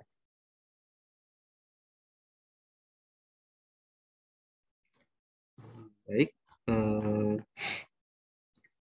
menjelaskan mengenai demokrasi terpimpin. Demokrasi terpimpin untuk latar belakangnya, kehidupan sosial politik Indonesia pada masa di demokrasi liberal itu belum pernah mencapai kestabilan secara nasional. Kabinet yang silih berganti di masa demokrasi liberal itu membuat program kerja kabinet tidak dapat dijalankan sebagaimana mestinya. Partai-partai politik saling menjatuhkan, mereka lebih mengutamakan kepentingan kelompok masing-masing. Di sisi lain, Dewan Konstituante yang dibentuk melalui pemilihan 1955 tidak berhasil menyelesaikan tugasnya menyusun undang-undang baru bagi Republik Indonesia. Kondisi tersebut membuat Presiden Soekarno berkeinginan untuk menyederhanakan partai politik yang ada dan membentuk kabinet yang berintikan 4 partai yang menang dalam pemilu 1955. Untuk mewujudkan keinginannya tersebut, pada 21 Februari 1957, di hadapan para tokoh politik dan tokoh militer, konsepsinya untuk menyelesaikan dan mengatasi krisis-krisis kewibawaan pemerintah yang terlihat dari jatuh bangunnya kabinet. Kemudian lebih jauh Presiden Soekarno menekankan pada demokrasi liberal merupakan demokrasi yang impor, yang tidak sesuai dengan jiwa dan semangat bangsa Indonesia. Untuk itu ia menggantikan dengan suatu demokrasi yang sesuai kepribadian bangsa Indonesia, yaitu demokrasi terpimpin. Jadi pokok pemikiran dari Soekarno ini terkandung dalam konsepsi Presiden tahun 1957, yaitu pemberlakuan sistem demokrasi terpimpin yang didukung oleh kekuatan politik yang mencerminkan aspirasi masyarakat secara seimbang. Langkah ini dilakukan untuk memperbarui struktur politik bangsa Indonesia. Kemudian pembentukan kabinet gotong royong berdasarkan perimbangan kekuatan masyarakat. Kabinet tersebut terdiri atas wakil-wakil partai politik dan kekuatan politik yang disebut berkarya. Upaya untuk menuju demokrasi terpimpin telah dirintis oleh Presiden Soekarno sebelum dikeluarkannya Dekret Presiden 5 Juli 1999. Langkah pertama adalah pada 16 Mei 1957. Presiden Soekarno membentuk Dewan Nasional sebagai langkah pertama untuk mewujudkan konsepsi Presiden 1997. Dari panitia perumusan Dewan Nasional muncul usulan secara tertulis oleh Kepala Staf Angkatan Darat Mayor Jenderal Ahmad Nasution kepada Presiden Soekarno untuk memberlakukan kembali UUD 1945. Kemudian berbicara mengenai demokrasi terpimpin itu juga erat kaitannya dengan Presiden 25 Juli 1959. Setelah tadi bicarakan konsepsi Presiden 1957, berkaitannya dengan Presiden 5 Juli 1959, di mana demokrasi terpimpin ini, sistem politik dan pemerintahan ini bersifat pusat dan membuat kekuasaan Presiden Soekarno menjadi kuat. Kemudian isi dari Dekret Presiden 1959 ini, jadi isinya itu pembubaran konstituante, berlakunya kembali UUD 1945 dan tidak berlakunya UUD 1950, dibentuknya Majelis Musyawaratan Rakyat Sementara dan Dewan Pertimbangan Agung Sementara. Kemudian Dekret Presiden 5 Juli 1959 inilah yang akhirnya menandai berakhirnya demokrasi liberal dan dikatakan dengan demokrasi terpimpin yang berlaku dari 1959 hingga 1965. Yang nantinya tujuan dari sistem demokrasi terpimpin ini adalah untuk menata kembali kehidupan politik serta pemerintahan berdasarkan Undang-Undang 1945. Namun yang pada pelaksanaannya nanti ada jadi beberapa penyelewengan. Nah, penyelewengannya di dalam demokrasi terpimpin itu ada dijelaskan dalam sidang konstituante 22 April 1957. Ya, jadi demokrasi terpimpin sebagai suatu sistem pemerintahan dilakukan berdasarkan UUD 1945, namun pada praktiknya tidak demikian. Demokrasi terpimpin justru mengarah pada pemusatan kekuasaan dalam satu tangan, tidak menginginkan quorum dan oposisi, serta tidak menghendaki pemungutan suara. Jadi dengan demikian juga dikutip dari tulisan bertajuk Rancangan Penjelasan Pelengkap Undang-Undang Dasar 1945 yang terdapat di Buletin MPRS tahun 1967, pelaksanaan demokrasi terpimpin telah menjamin dari ketentuan UUD 1945. Pada pelaksanaannya justru terjadi beberapa pelanggaran terhadap UUD 1945 dan pemerintah cenderung menjadi sentralistik. Hal ini dikarenakan terpusat hanya kepada presiden yang membuat posisi presiden sangat kuat dan berkuasa. Kemudian kalau untuk karakteristik dari demokrasi terpimpin ini, yang pertama itu ada mengaburnya sistem kepartaian. Partai politik bukan untuk persiapkan diri mengisi jabatan politik pemerintahan, namun lebih sebagai elemen penopang dari tarik ulur kekuatan antara TNI, lembaga kepresidenan, dan Partai Komunis Indonesia. Kemudian melemahnya lembaga legislatif, dibentuknya DPR gotong royong, DPR GR, membuat sistem politik melemah. Hal ini dikarenakan DPR GR hanya merupakan instrumen politik lembaga kepresidenan. Proses rekrutmen politik untuk lembaga ini juga ditentukan oleh presiden. Kemudian hak dasar manusia sangat lemah, presiden mudah untuk menyingkirkan politiknya yang tidak sesuai dengan kebijakan atau siapapun yang mempunyai keberanian untuk menentangnya. Beberapa politik menjadi tahanan. Kemudian anti kebebasan pers menjadi masa puncak dari semangat anti kebebasan pers. Pemerintah melarang terbitnya beberapa surat kabar seperti Harian Abadi dan Masyumi dan Harian Pedoman dari PSI. Oke, kemudian otonomi daerah sudah atas 5 menit. Mungkin sekian dari saya. Oke, terima kasih. Memang ini Pak Epano, Pak Yudo, tantangan bagi Anda ya. Menjelaskan demokrasi terpimpinnya masih belum kemana-mana, masih belum jelas. Dan Anda berdua nampaknya korban indoktrinasi pemerintah Orde Baru ya. Menganggap demokrasi terpimpin itu menyeleweng, buruk. Kalau kamu ceramah kayak gini di depan Megawati Soekarno Putri dimarahi Anda ya. Jadi janganlah seperti pandangan pemerintah Orde Baru nyebut demokrasi terpimpin saja. Orde Baru itu orde lama katanya, yang lama kan jelek ya. Jadi kita calon guru sejarah memberi pengertian yang ini saja, seperti itu demokrasi liberal itu mengapa tidak berhasil sistem ekonominya. Jadi jangan Soekarno menyeleweng, Soekarno tidak melaksanakan Pancasila secara murni dan konsekuen. Nah, itu mah perspektifnya Orde Baru ya. Jadi pertama harus dipahami mengapa demokrasi terpimpin itu berlaku di Indonesia. Ini yang tidak disentuh oleh Anda ya. Pertama, faktor Soekarno dan faktor TNI Angkatan Darat. Jadi Soekarno itu tidak nyaman dengan Undang-Undang Dasar 50, tidak nyaman dengan demokrasi liberal. Karena apa? Ibu Tresna tuh yang ice breaking-nya bagus tuh. Suruh tepuk tangan setengah anak-anak kalau presiden katanya. Kalau Perdana Menteri full. Jadi demokrasi liberal, undang-undang parlementara itu memberi Soekarno hanya kepala negara saja, simbol saja, nggak ada kuasa. Mau pidato pun dilarang oleh Perdana Menteri. Hei presiden, jangan pidato kamu kepala negara, cing, duduk manis saja. Yang pidato mani Perdana Menteri. Jadi Soekarno bilang, saya kok seperti tukang stempel. Kalau ada pergantian kabinet baru saya suruh lantik. Jadi itu yang menjadikan Soekarno tidak puas dengan Undang Dasar 45, Undang Dasar sementara 50 dan demokrasi parlementer karena kekuasaannya dipreteli, dibatasi. Sementara dalam Undang-Undang 45 yang dia ingin deklarasikan 5 Juli 59, presiden itu kekuasaannya besar sekali. Dia kepala negara, kepala pemerintahan, panglima perang, bisa menyatakan gerasi, amnesti, abolisi. Jadi kalau presiden ingin Pak Yudo, ya mati aja ya, karena kekuasaannya besar. Atau kasihan Pak Yudo Jawa kasihlah gerasi, amnesti, hidup lagi. Itu Soekarno dia ingin kembali ke Undang-Undang 45 sebab Undang-Undang 45 itu kuasa presiden besar. Jangan dikatakan karena itu presiden menyeleweng. Enggak, memang Undang-Undang 45 itu apakah dipakai oleh Soekarno ataupun nanti oleh Soeharto sama. Dua-duanya otoriter karena menggunakan Undang-Undang 45. Karena itu ketika reformasi, gimana nih supaya Undang-Undang 45 ini tidak otoriter? Di amandemen. Itulah pentingnya amandemen Undang-Undang 45 pada masa reformasi agar pemerintah tidak seperti Soekarno, tidak seperti Soeharto. Jadi Soeharto nggak benar dia menjelek-jelekan Soekarno, dia sendiri juga sama otoriter karena menggunakan Undang-Undang 45 yang sama ya. Gitu penjelasannya Pak Yudo ya. TNI Angkatan Darat, mengapa nggak senang dengan demokrasi liberal? Sama seperti Soekarno.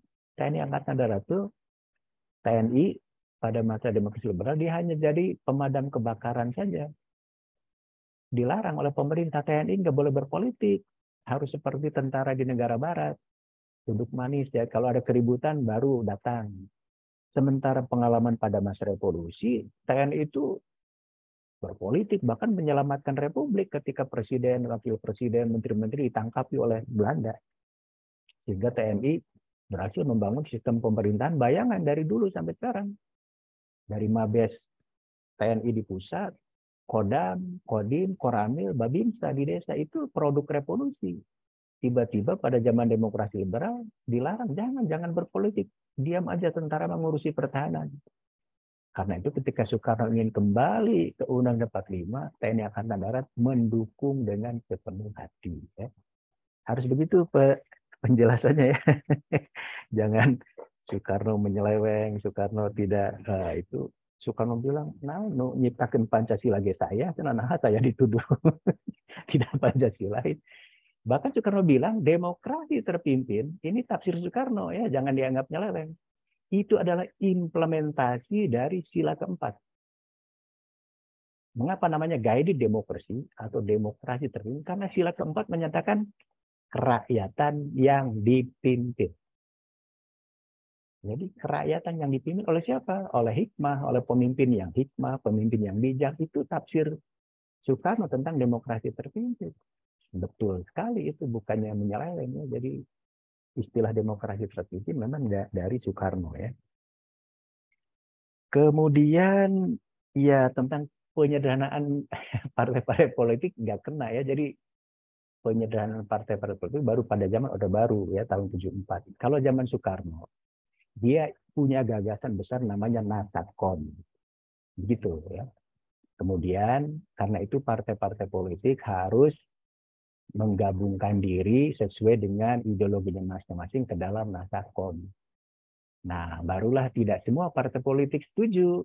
Seperti Mas Sumi kritis kan, tidak setuju dengan Nasakon, karena itu ya dibubarkan. Partai Sosialis Indonesia punya Tahrir kritis, ya karena itu dibubarkan. Jadi tidak ada penyederhanaan partai politik, yang ada adalah partai-partai politik yang tidak setuju dengan politik Nasakon Soekarno, ya harus membubarkan diri, seperti dialami oleh Mas Sumi dan Partai Sosialis Indonesia.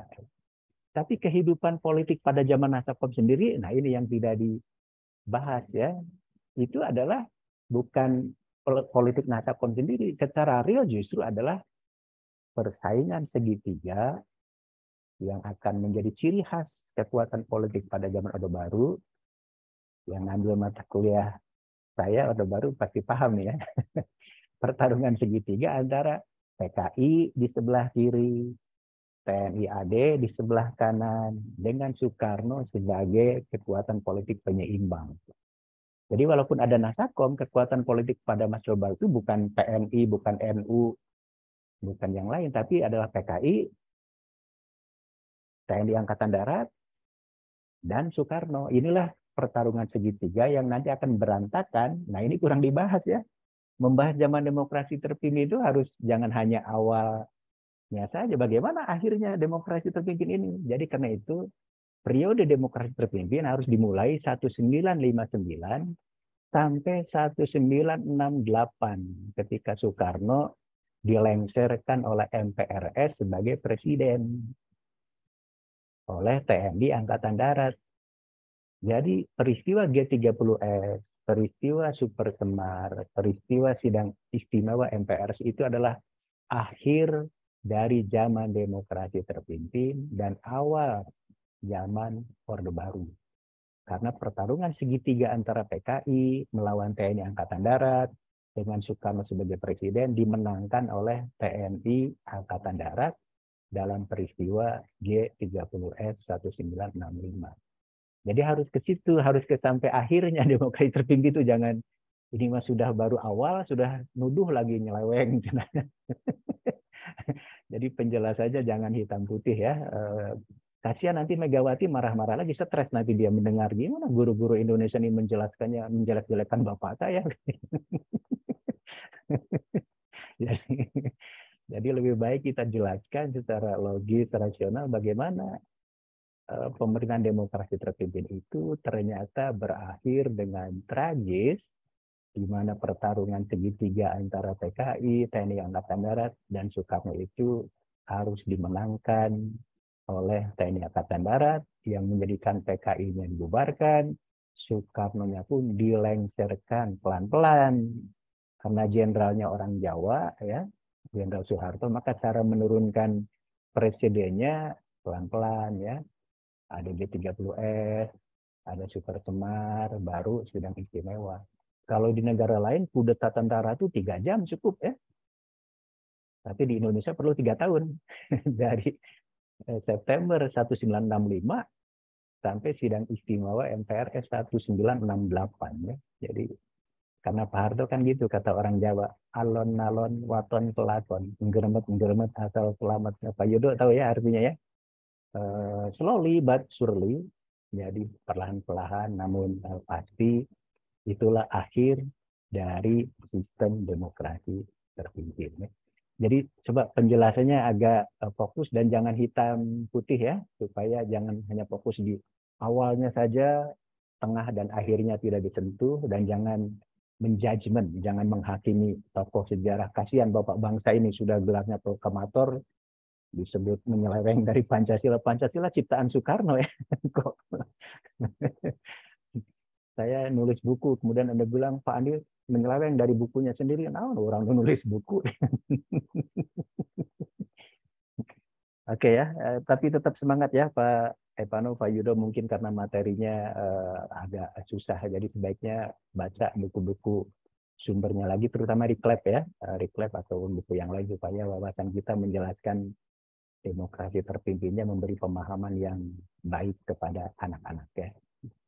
Jangan hitam putih, kasihan Soekarno bapak bangsa, kan uang 100-nya sering Anda pakai kan, kenapa? Jadi kalau uangnya mau, tapi kalau gaya kepemimpinannya dianalisisnya hitam, jadi kurang bagus itu ya. Oke, terakhir Ibu Nida, karena temanya agak global ya, jadi terakhir organisasi regional dan global. 5 menit ya Bu Nida, silakan. Iya, Assalamualaikum warahmatullahi wabarakatuh. Untuk rencana aksi 3 ini, saya akan menyampaikan materi mengenai sejarah organisasi regional dan global. Adapun submateri yang saya akan bahas adalah sejarah organisasi militer regional dan global. Ada beberapa organisasi yang dibahas, yaitu ada NATO, Pakta Warsawa, SEATO, SENTO, dan ANJUS. Berawal dari pengertian organisasi regional sendiri, yaitu organisasi militer regional adalah organisasi yang menaungi kepentingan militer di negara-negara di kawasan tertentu. Sedangkan organisasi global, organisasi militer global adalah organisasi yang menaungi kepentingan militer yang anggotanya tidak terbatas pada kawasan tertentu.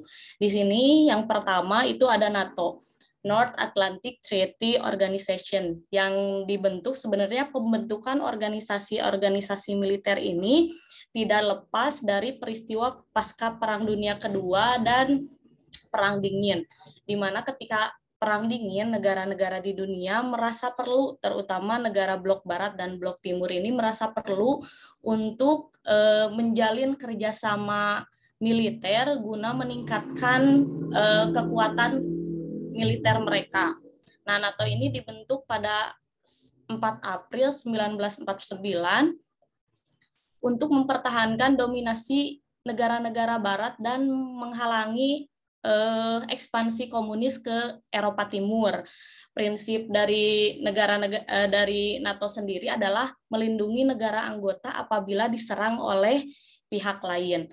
Nah, dari mulai dibentuk tahun 49 itu anggotanya ada 12, NATO ini menjadi salah satu organisasi yang tetap eksis sampai sekarang. Bahkan anggotanya terus bertambah sampai 29. Dan baru-baru ini juga NATO ini juga menjadi salah satu organisasi yang menyulut perang antara Rusia dan Ukraina karena keinginan Ukraina untuk bergabung dengan organisasi tersebut, dan ini membuat Vladimir Putin marah karena memang akan mengancam keamanan Rusia secara militer. Nah, ada hal yang menarik juga ketika Uni Soviet runtuh dan negara-negaranya melepaskan diri, ada negara-negara yang asalnya masuk ke blok timur malah menjadi anggota NATO seperti Ceko dan Polandia sekarang itu malah masuk ke dalam keanggotaan NATO. Terus untuk yang kedua ada Pakta Warsawa. Nah, Pakta Warsawa ini bisa disebut sebagai organisasi tandingan ketika blok Barat membuat NATO, maka blok Timur itu ketika di Uni Soviet di bawah pimpinan Nikita Khrushchev membuat Pakta Warsawa. Nah, namun Pakta Warsawa ini sekarang sudah tidak ada karena Pakta Warsawa juga dibubarkan seiring dengan runtuhnya Uni Soviet. Yang ketiga itu ada SEATO, Southeast Treaty Organization. Ini adalah fakta pertahanan Asia yang ada di Asia Tenggara.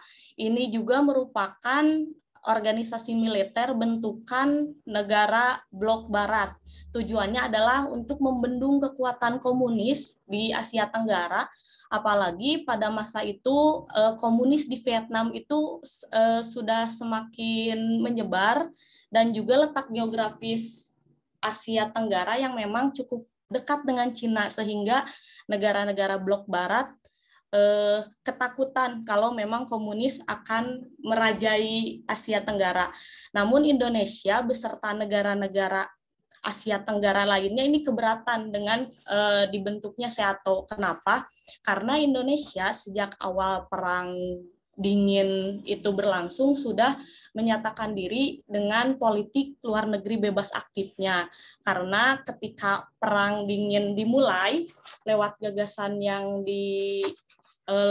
gagasan yang awalnya dikemukakan oleh Muhammad Hatta dalam pidato yang berjudul Mendayung di Antara Dua Karang itu pada tahun 1948 beliau sudah menyebutkan bahwa kutipannya itu Indonesia jangan mau dijadikan objek kepentingan internasional atau kepentingan politik internasional. Nah, sejak adanya konsepsi politik luar negeri yang digagas oleh Muhammad Hatta itu politik bebas aktif semakin kuat itu diterapkan Indonesia. Makanya ketika SEATO didirikan oleh Blok Barat, negara Indonesia dan negara-negara Asia Tenggara yang memang tidak mau ikut campur ke dalam konflik Blok Barat dan Blok Timur itu keberatan dengan pendirian SEATO. Dan ketika Amerika kalah dalam perang Vietnam, SEATO ini juga harus bubar. Nah, selanjutnya ada SENTO. Nah, kalau SENTO ini adalah sama masih didirikan oleh Blok Barat, tapi di wilayah Timur Tengah. Ada Irak, ada Iran, ada Turki sebagai negara anggotanya. Dan yang terakhir itu ada ANZUS. Ya. Waktunya sudah 5 menit. Oke, Bu Nida, kayaknya pembahasannya menurut saya kurang sesuai dengan apa yang tadi Bu Nida singgung ya tentang mendayung di antara dua karang. Jadi kalau membahas tentang organisasi regional dan global, sementara Bu Nida menjelaskan secara rinci tentang NATO, SEATO, ANZUS, menurut saya kurang relevan. Sebaiknya, sebab kan Indonesia tidak mau mengikuti blok apalagi kerjasama militer ya. Karena itu kalau membahas organisasi regional dan global, menurut saya fokus pada dua saja. Regionalnya adalah ASEAN. ASEAN aja penjelasannya bisa banyak itu ya. Lebih-lebih kalau ditanyakan SEATO, kata anaknya masih ayah Bu SEATO teh, nyata geus eueuh dan anak-anak atuh ngabahna geus teu aya. Tapi kalau ASEAN kan bayangkan dari 5 anggota negara sekarang menjadi 10 kan? Ditambah Timur kalau masuk dan jadi 11. Jadi regional itu ASEAN merupakan organisasi regional terkuat terbesar kedua setelah Uni Eropa. Itu relevan tuh Bu Nida sebab sejarah kan harus ada relevansinya dengan sekarang ya. Ngomongin ANZUS, ngomongin SEATO, tiba-tiba dia sudah jadi fosil kan ngapain juga. Ya. Bapak, mohon maaf Bapak, materinya kan diambil dari silabus yang memang sudah disiapkan pemerintah. Nah, di sini karena memang sejarah peminatan, jadi memang organisasi yang dibahasnya sudah disebutkan spesifik gitu Pak. Ya, nah, ASEAN. Tapi sebagai guru kreatif tadi ya membahas organisasi regional global itu harus yang relevan. Kalau terus-terusan menganalisis NATO, SEATO, ANZUS. Yang kedua tidak sesuai dengan politik bebas aktif Indonesia. Kita kan nggak ingin terombang-ambing di antara dua kekuatan dunia, apalagi nggak mau kerjasama militer kita itu ya. Gara-gara kita kerjasama militer dengan Amerika Serikat, zamannya siapa tuh? Mutual Security Act Demos Liberal itu kan jatuh. Sukiman jatuh kan kabinet kita. Jadi relevansinya kurang untuk anak didik kalau membahas organisasi militer apakah regional maupun internasional. Jadi sebaiknya ASEAN saja. ASEAN pun udah ceritanya sebelum ASEAN anak-anak kita ada Mapilindo, kita ada ASA. Jadi ASEAN pun banyak ceritanya itu lebih-lebih tadi dari 5 negara sekarang menjadi 10. Yang kedua yang lebih penting adalah PBB. Kalau internasionalnya ya, itu PBB itu dari waktu Indonesia masuk tahun 50 hanya 60 anggotanya sekarang udah 192 ya. PBB itu. Jadi menurut saya fokus pada 2 lembaga itu saja akan nampak relevansinya bagi anak dan penjelasannya juga menurut saya menarik ya. Walaupun itu peminatan dan materinya sudah ditentukan, Ya kembali guru harus bertanya, ini materi peminat ini meminati anak enggak? Nanti kalau anak bertanya, masih ayah Bu etes atau anjus teh? Nyata geus eueuh barudak nanaon atuh Bu hari geus teu aya mah dibahas-bahas. Jadi kita harus kreatif juga Bu Nida. Boleh mungkin kalau memang itu materi yang sudah ditentukan begitu, tapi mungkin tidak harus detail, lebih detail menjelaskan organisasi regional ASEAN dan PBB internasional itu lebih penting. Bagaimana dengan GNB? Bagaimana dengan International Islamic Organization OIC, IOC ya? Ya itu juga boleh. Kan lebih relevan dibandingkan dengan Seato, Anjus ataupun apa ya. Jadi mungkin Bu Nida harus selektif dan silahkan tentukan terutama tadi kebermanfaatannya atau minat bagi siswa menjelaskan organisasi regional dan global itu yang benar-benar relevan dengan politik luar negeri Indonesia yang bebas aktif, Indonesia yang tidak mau kerjasama dalam bidang militer, termasuk juga yang ada relevansinya dengan sekarang organisasinya masih hidup lah. Fakta Warsawa Uni Soviet nggak bubar. Nah tentu fakta Warsawanya juga menjadi tidak ada gitu. Itu ya Bu Nida agak kerja keras nih Bu Nida, walaupun penjelasannya oke, menjelaskan tapi topiknya itu harus direka ulang sehingga kita fokus pada organisasi regional dan global yang benar-benar relevan dengan minat anak didik. Anak didik itu akan berminat kalau organisasi itu ada relevansinya dengan sekarang. Ngapain membahas organisasi yang sudah tidak ada dan kurang relevan gitu ya. Saya pikir luar biasa bagaimanapun ya penjelasannya dari semuanya. Kalau ada kekurangan sana sini itu karena faktor saya lebih dulu membaca, Bapak Ibu mungkin kurang ya. Jadi jangan patah semangat, terus harus banyak membaca terutama buku-buku sumber ya sehingga bisa menguasai materi yang harus diajarkan ya. Saya uji lagi di Tresna, contoh sudah membaca buku-buku yang sumber tentang Sumpah Pemuda dengan baik. Mungkin bagi Pak Evano, Pak Yudo ya tentang demokrasi terpimpin, baca buku-buku sumber yang lebih banyak lagi supaya bisa menjelaskan zaman demokrasi terpimpin itu secara proporsional ya, tidak harus menghakimi dan harus jelas. Dari 59 sampai 68 itu harus seimbang. Jangan terus-menerus di awal saja, sementara di tengah dan di akhirnya tidak disentuh sama sekali. Sebelum saya akhiri, Bu Ana, apakah masih bergabung dan mungkin ada hal-hal yang ingin disampaikan berkaitan dengan yang telah ditampilkan oleh para mahasiswa PPG, Bu Ana? Mungkin ada kegiatan yang lainnya, tidak apa-apa ya. Bu Nida atau Pak Ganjar atau siapa, mari kita foto dulu, selfie dulu, supaya ada jejak digital. Silahkan di on kamera dan pakai aba-aba ya. Boleh Bapak, sebentar.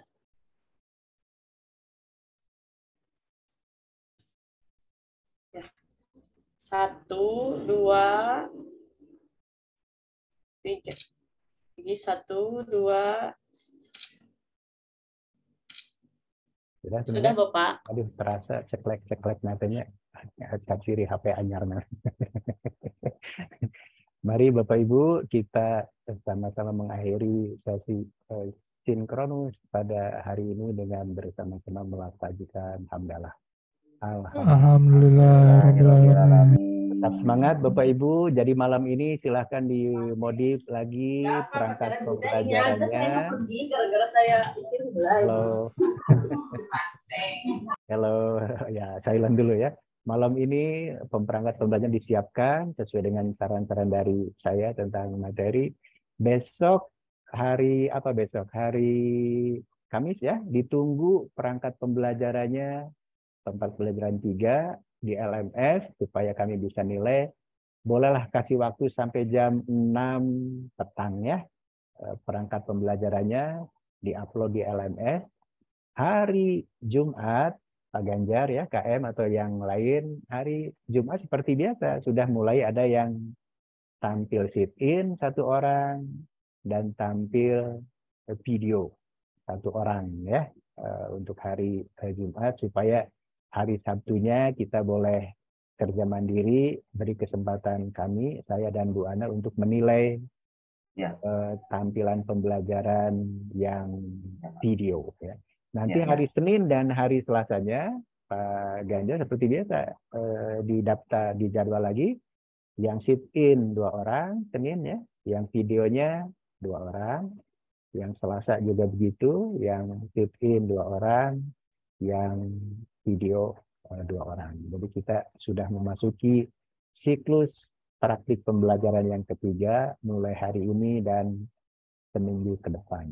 Tetap semangat ya Bapak Ibu, sudah 3 siklus tuh, hebat, sudah 2 siklus, memasuki 3 siklus dan akan berakhir pada siklus keempat ya. Setelah itu ongkek-ongkek. Tapi tetap ya. Gimana Pak Ganjar, ada yang ingin ditanyakan? Ya, tadi maaf Pak Andi, tadi saya terlempar. Dimulainya hari Jumat ya Pak ya? Yang 1 orang sit-in, 1 orang video hari Jumat. Oh iya ya. Ya, nanti hari Senin Selasanya 2 orang 2 orang sit-in, 2 orang itu, Selasa juga begitu ya Pak Ganjar. Hari Sabtunya itu ajalah kerja mandiri ya, supaya kami bisa menilai yang video. Begitu saja, saya pikir cukup ya. Kita sudah luar biasa, sebentar lagi jam 3 nih. Terima kasih. Assalamualaikum warahmatullahi wabarakatuh. Waalaikumsalam warahmatullahi wabarakatuh. Terima kasih banyak Pak Andi. Assalamualaikum. Boleh lab ya. Salam ya Pak. Waalaikumsalam. Terima kasih.